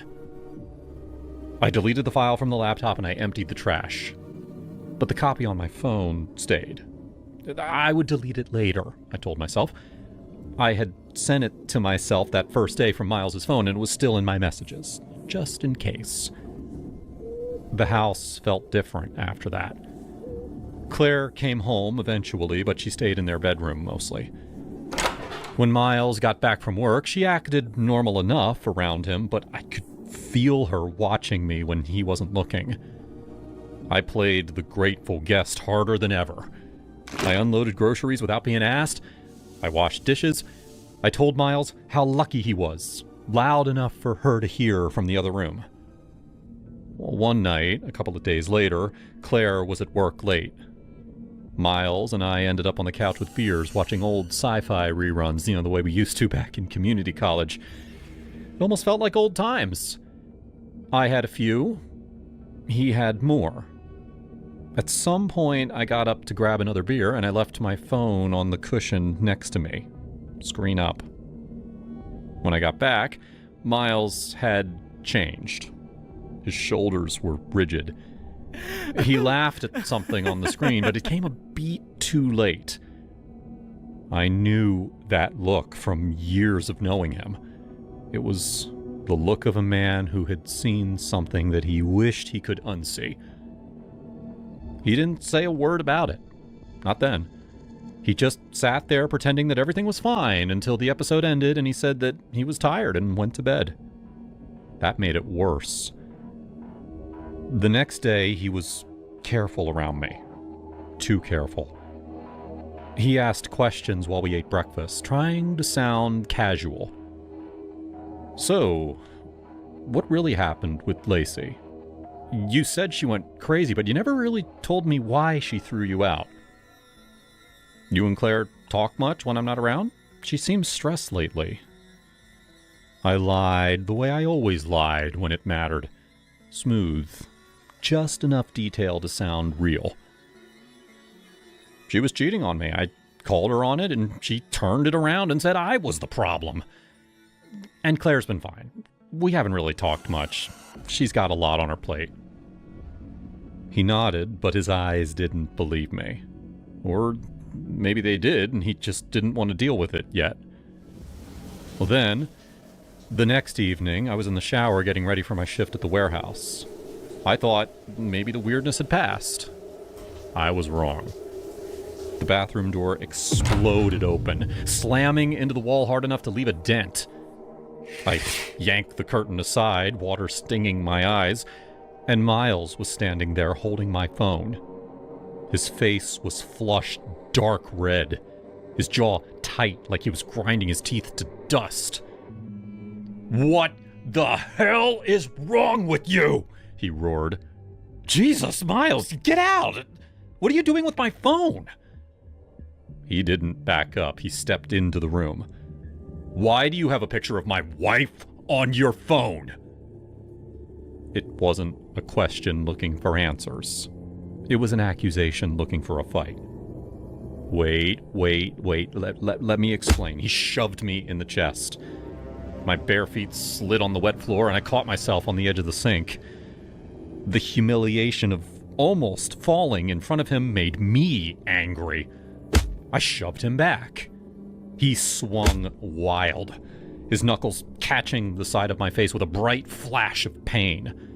I lunged forward and tackled him into the towel rack. We crashed around the tiny space like idiots, slipping on the tile, knocking half of the bottles off of the shower shelf into the tub with a plastic clatter. For a few seconds, it was just grunting and pushing and trying not to fall. And then, he got a hold of my collar and he drove me back against the wall. My head hit hard enough to make light spark behind my eyes. "Hey, I took it off your phone that day that you let me use it," I said, the words tumbling out. "It was stupid. I was drunk and I was lonely and I wasn't thinking. I'm sorry, man. I crossed the line. I know I did." He kept me pinned there, breathing hard through his nose. I could see him trying to decide what to do with me. "Oh, come on. It was just one picture. You still have the wife. You still have the house. You won in life." He stared at me for a long moment. And then, something in him seemed to give up. He let go of my collar and he stepped back. He took my phone, had me unlock it, and went through it until he found the photo. He deleted it. And then he checked for any other copies, and he deleted those, too. "Pack your things," I want you out of my house. I tried to say something else, but he walked out.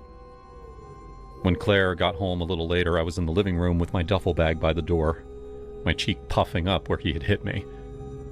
I tried one last time. Claire, I'm sorry. It was a mistake. I was messed up after everything with Leslie. She looked at me like I was a stranger. Worse than a stranger. Like something filthy that she had stepped in. Her lip curled slightly and she didn't say a word. She just walked past me into the kitchen. That look stayed with me more than the bruise forming on my face. I left. I sent the texts from the parking lot of the motel that I found. Long, careful messages to both of them. I told Miles that I had made a mistake. I told Claire that I respected her. I told them both that I wasn't some creep, that I had never meant to hurt anyone, that I'd just been in a dark place. I said I didn't want Claire to see me that way. I cared what she thought of me. They didn't answer. Or if they did, it was to say they were done. That they were talking about what to do next. Police. Restraining orders. Whatever people do when they decide that you're dangerous over one picture that never left my phone.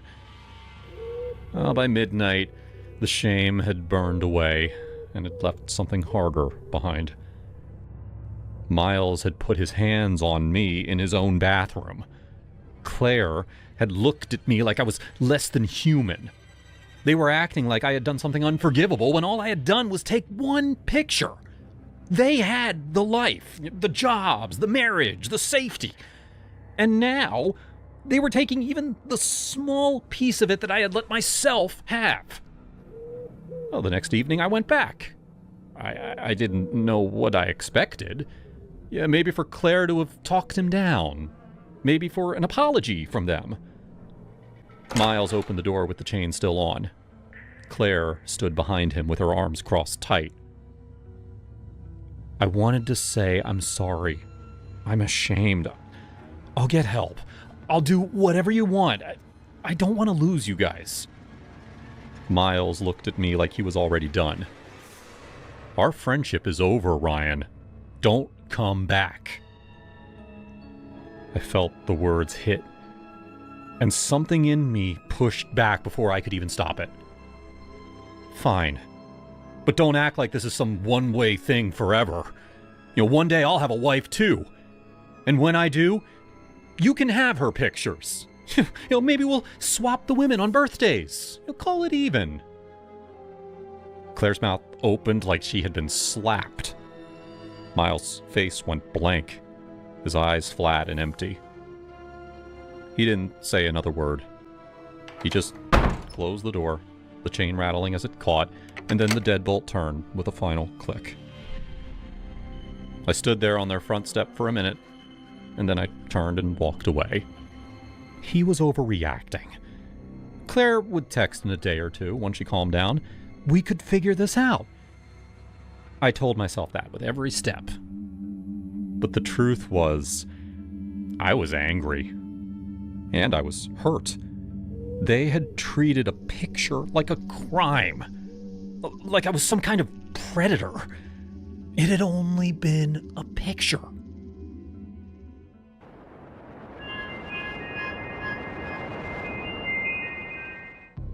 My name is David. I'm 28, an ER attending at St. Luke's in Chicago. Or I was. 12 years of med school, residency, night shifts, saving lives. None of it prepared me for the moment my own life imploded. Julia and I had been together for almost 5 years. We met at a hospital fundraiser. She was there representing a non-profit that provided mental health services to low-income families. We started dating casually and then seriously. She moved into my apartment after 2 years. We talked about marriage, kids someday, the usual things couples say when they're comfortable. My schedule was brutal. 80-hour weeks, back-to-back traumas, codes that ended badly. I'd come home at dawn, collapse on the couch, and wake up to her already gone to work. Intimacy became infrequent, mechanical. She'd ask why I was always tired, why I never initiated anymore. I'd apologize, promise to do better, and then get called back in for another shift. She stopped asking.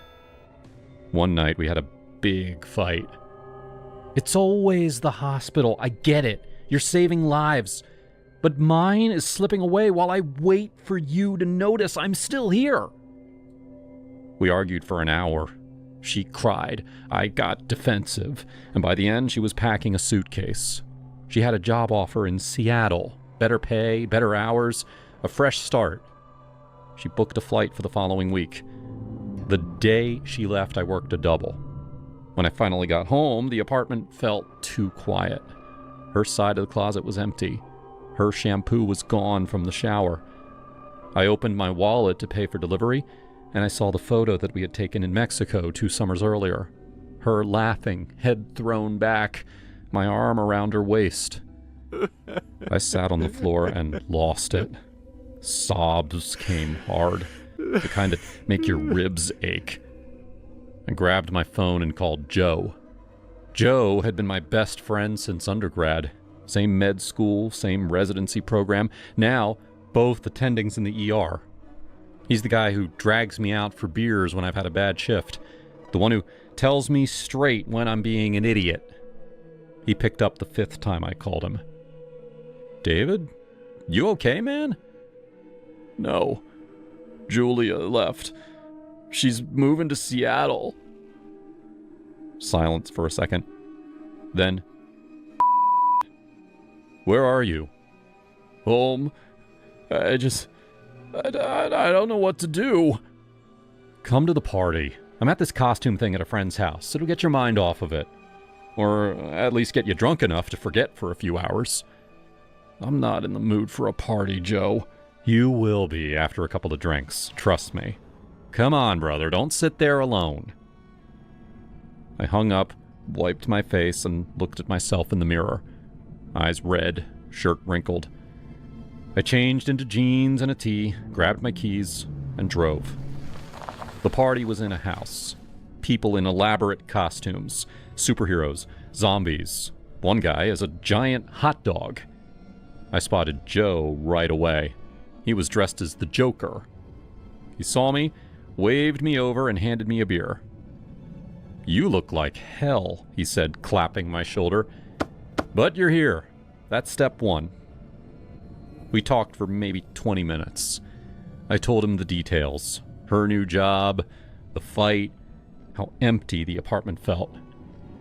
He listened, nodded, told me to focus on work, that time would help, that I'd meet someone else eventually. She's gone, man. You can't force it. Just keep moving. I nodded, but the beer wasn't helping. The noise was too much. I told him I needed air, and I stepped outside. The sidewalk was cold. I sat on the curb, head in my hands, crying again, like a kid. People walked past, pretending not to notice. After a while, I got up and drove to her old apartment building. Our old place, technically, until the lease ended. I buzzed. No answer. Called her phone. Straight to voicemail. I stood in the lobby for 10 minutes and then left. I didn't plan to go back to the party, but my car seemed to steer itself there. Maybe I needed to see Joe again. Hear him say it would be okay one more time. Inside, the music was louder. I asked a woman dressed as a cat where Joe was. Upstairs, she said, pointing. Private room. He's with some girl. They've been up there a while. The door was cracked. I pushed it open.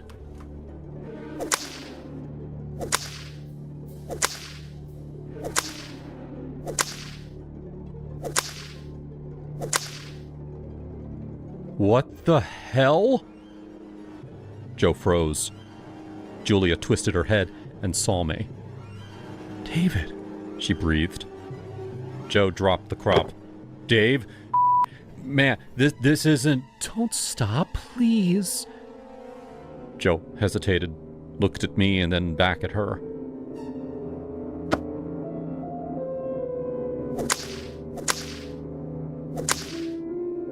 I stood there, numb.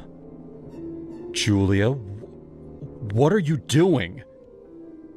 What does it look like? Getting what I need. You were never there, David. With my best friend? He's here. He's present. He listens to what I say. I felt the room tilt. The vase on the side table, some cheap glass thing, was in my hand before I'd even realized I'd grabbed it. I threw it. It hit her temple with a dull thud. She crumpled. David! She groaned, tried to sit up. I backed away. I didn't mean. Joe was already on his phone. Yes, police, we need help. Assault. Julia, dazed, looked at me with something close to triumph. You finally did something, she whispered. The cops arrived fast. She'd told them that I'd attacked her unprovoked, showed the welts on her back and legs from the crop, marks that she said were from me. Joe backed her up, said that he tried to stop me. They cuffed me, read my rights. I didn't fight. In the cell now, days later, I keep seeing her face. I thought love was gentle, safe, supportive. I thought that's what women wanted. I was wrong. Julia is an animal. If you're watching this somehow, be careful who you let in.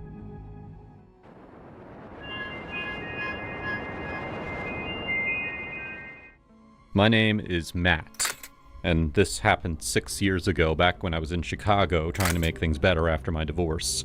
I bought that fancy Canon camera on a whim during better times. Thought it'd kickstart a side hustle in videography. But life had other plans. Alimony payments. So I listed it on eBay for $1,500, hoping for a quick flip. The bid came in fast. Some guy named Alex messaged me right away. Hey Matt, love the camera specs. Need it for a shoot down south. Can you ship it directly to the location? I'll pay extra for express. I figured, why not? He seemed legit. Profile had a few positive reviews. We chatted back and forth. Perfect condition, right? No scratches? He asked. Absolutely, I replied. Used it maybe a dozen times. Comes with all the lenses in case. Cool. Paying via PayPal now. Address is 214 Elm Street, Smallville, Oklahoma. Make it priority. The money hit my account that afternoon. $1,500 plus $50 for shipping. I boxed it up, slapped on the label, and dropped it off at the post office. Felt good. Like a weight lifting. That night, I even treated myself to a beer at the corner bar, flirting with the bartender, Sarah. We'd been circling each other for weeks. Finally sold that damn camera, I told her, clinking glasses. Maybe now I can take you out proper. She laughed. Oh, yeah? What's the plan, hotshot? Dinner, movie, whatever. No more ramen nights. But 2 days later, my phone rang while I was at work stocking shelves at the hardware store. It was PayPal. Mr. Thompson, this is Lisa from Fraud Prevention. The payment for your recent transaction was made with a stolen credit card. The cardholder has disputed the charge. My heart dropped. What? But I already shipped it. The money's in my account. I'm sorry, sir. We've reversed the transaction. You'll see the debit soon. Reversed? That's $1,500. I can't afford that. The package is delivered. Tracking says that it arrived yesterday. She sighed, like she'd heard this 100 times. We recommend contacting local authorities, but PayPal's policy's clear. Seller protection doesn't cover this if the address wasn't verified. I hung up, furious. My boss let me off early, seeing the steam coming out of my ears. I paced the apartment, staring at the tracking confirmation. Delivered to some podunk town in Oklahoma. Who the hell was this Alex? I dug into the address online. Public records, Google Maps. It led to a modest house on the edge of Smallville, population maybe 2,000. And get this, the owner was the freaking mayor, Harlan Brooks. I called the local police non-emergency line. Yeah, hi, this is Matt Thompson from Chicago. I think I shipped stolen property to an address in your town. Got scammed out of a $1,500 camera. The dispatcher transferred me to a detective named Ramirez. Stolen how? He asked. Buyer used a hacked card. PayPal yanked the money back, but the package is at 214 Elm Street. That's Mayor Brooks's place, right? A pause. Yeah, that's Harlan. Look, son, this sounds like one of those reshipping scams. We've had a few reports. I'll look into it. Reshipping? What's that? Criminals overseas get folks here to forward packages. They pay them peanuts, claim it's legit work from home. Electronics, clothes, stuff bought with stolen cards. Gets laundered through middlemen. Jesus. So the mayor's in on it? Not saying that, but I'll pay him a visit. I couldn't sit still. That night, I vented to Sarah over the phone. This is divorced, alimony, and now scammed? Karma's got a hard-on for me. Oh, Matt, don't beat yourself up, she said softly. People are Come by the bar tomorrow. Drinks on me. The next day, Detective Ramirez called back. Talked to Harlan. He admitted receiving packages. Says a guy online hired him for logistics assistance. Gets $20 per box to repack and ship to Russia. Didn't think it was shady. He didn't know. Electronics and clothes? Come on. He's 62, semi-retired. Claims that he needed the extra cash after his wife passed. But, yeah, your camera's gone. Shipped out already. We can't recover it internationally. So that's it. I lose $1,500 and he walks?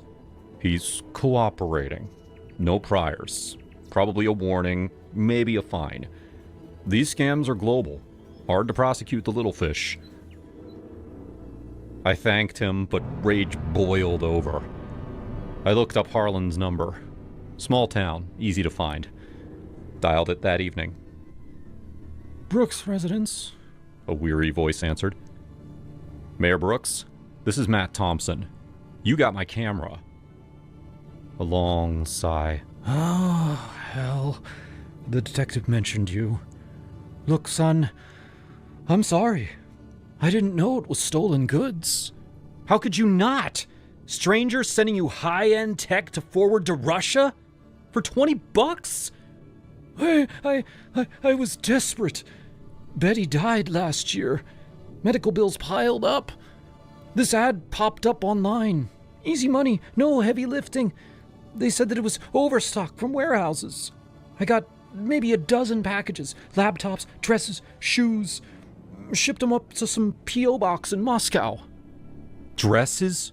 Shoes? So women's stuff, too? Yeah, designer brands. Figured it was returns or something. You ruined me, you know that? That money was for my life. Bills. Starting over after my ex took half. I get it. I've been there. Lost everything to those hospital vultures. But I swear I stopped after the cops showed up. Burned the last labels. We talked for 20 minutes. He sounded broken. Not evil, just stupid and grieving. If I could pay you back, I would, but I'm scraping by on pension now. I hung up, deflated. PayPal wouldn't budge. eBay sympathized, but no dice. I was out $1,500, back to square one. That loss hit hard. I skipped the bar for weeks, buried in overtime. Sarah messaged a few times. Matt, you ghosting me? Come on, talk. Months later, I sold some old comics, paid down debt. Got a better job editing videos freelance. Sarah and I dated for a year. Didn't last, but it taught me resilience. As for Harlan, I heard he lost the next election. Small town scandal.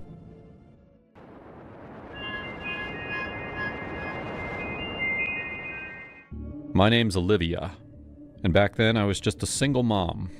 My ex had left me with a house full of his crap, including this massive 55-inch flat-screen TV that he swore was top of the line, but really just collected dust in the living room. I didn't need it. My daughter, Lily, and I were downsizing to a smaller apartment anyway, so I posted it on Craigslist for $200, figuring it'd go quick. Gently used Samsung TV. Perfect condition. Pickup only, I wrote. Added a few photos and hit publish. The responses came flooding in almost immediately. Most were the usual lowballers or no-shows. But one guy stood out. His name was Zachary, or at least that's what he said in his email. Hey, interested in the TV. Can meet today? Cash in hand. Straight to the point, no haggling. I replied back, sure, $200 firm. Where are you located? He was in the next town over, about 20 minutes away. We exchanged a few messages and he seemed normal enough. Mentioned he was getting it for his apartment with his boyfriend. Cool. No red flags there. But then things got weird. I suggested he come by my place to pick it up. Nah, I don't do house visits. He shot back, too risky. Risky? I thought. Okay, fair enough.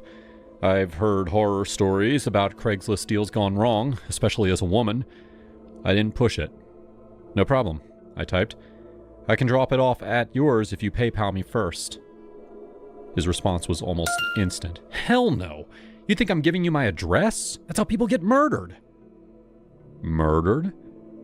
I stared at my phone, half laughing, half annoyed. Who the hell did he think I was? Some serial killer? I'm 5'5", a life coach, and my biggest crime was binge-watching Netflix while eating ice cream straight from the tub. But hey, paranoia is real these days. Alright, how about we meet after my daughter's soccer game? Public park, lots of people around. I figured that eases mind. Daylight, families everywhere. Nope, he replied. You'll have too many of your people there. Could be a setup. My people? What, like I had a gang of soccer moms ready to ambush him? I rolled my eyes so hard I thought they'd stick. Lily was kicking a ball around the backyard while I paced the kitchen, muttering to myself, "This guy's nuts," I said aloud. But I needed the money. Rent was due, and $200 would cover groceries for the week. So I tried again. Fine. How about the parking lot of the grocery store in town? 3:30 p.m., broad daylight, cameras everywhere. There was a long pause. I could see the typing bubbles come and go. Finally, no way. Too isolated. People get jumped in parking lots all the time. Isolated? It was the busiest spot in our sleepy suburb. Moms with strollers, old folks buying lotto tickets. At this point, I was tempted to just block him and move on, but something about his fear made me curious. Was he traumatized, or just watching too many things online? Okay, last idea, I wrote. In front of the police station. Can't get safer than that. He hesitated, but eventually agreed. Fine, but I'm bringing my boyfriend and 2 friends. And I'll call an officer out to witness. Jesus, I thought, this was escalating to full-on drama. Whatever makes you comfortable, I replied, trying to sound chill. Inside, I was cracking up. Lily overheard me on the phone with my best friend Susan later that night.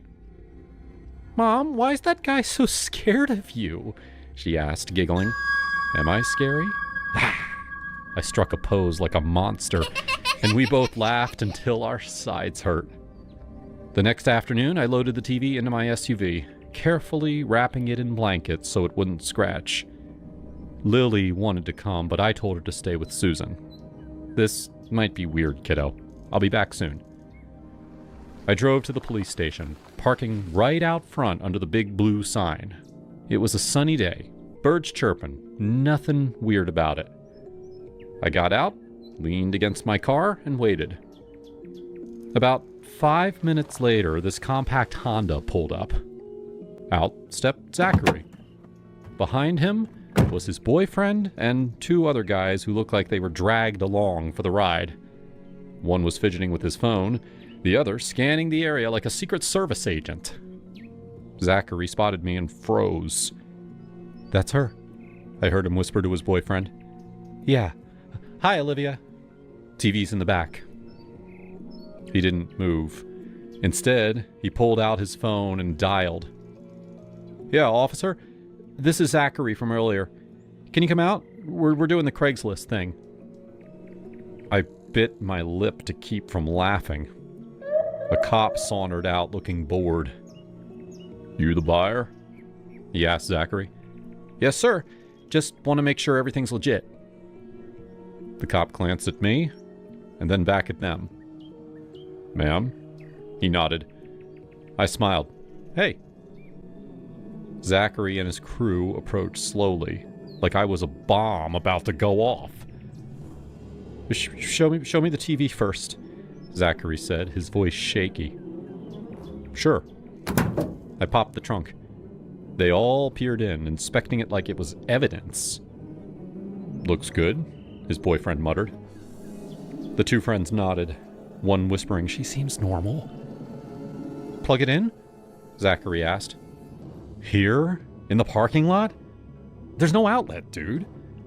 The cop chuckled. "Son, if you're this worried, maybe skip Craigslist altogether. eBay's got buyer protection." Just being careful. You hear stories. "Yeah, I do. But she's got a kid's car seat in there. Doesn't look like a murderer to me." I couldn't hold it in anymore. "Look, Zachary, I'm not here to scam or hurt anyone. I'm just a mom selling a TV. If you don't want it, no hard feelings." He sighed, glancing at his boyfriend. They both held hands. "Oh, okay, fine. Let's do this." He pulled out his wallet, counted out $200 in 20s, and handed it over under the cop's watchful eye. The officer even joked, "Want me to notarize it?" We all laughed awkwardly. Then came the transfer. I helped lift the TV out. It was heavy, but manageable. They tried to Tetris it into the car's trunk. No dice. Then the back seat. Still no. The 4 of them were crammed in like sardines already, and the TV was too bulky. It won't fit. I offered, "I can follow you guys home and drop it off." Zachary shook his head vigorously. "No! I mean, thanks, but no." In the end, they called an Uber for the TV. Yeah, seriously, an Uber XL just for the screen. The driver pulled up, confused as hell. "You want me to transport a TV?" "Long story," Zachary mumbled, tipping him extra. As they piled back into the Honda, the cop turned to me. You handled that well, ma'am. Some people are just extra." "Thanks," I said. "Makes for a good story, at least."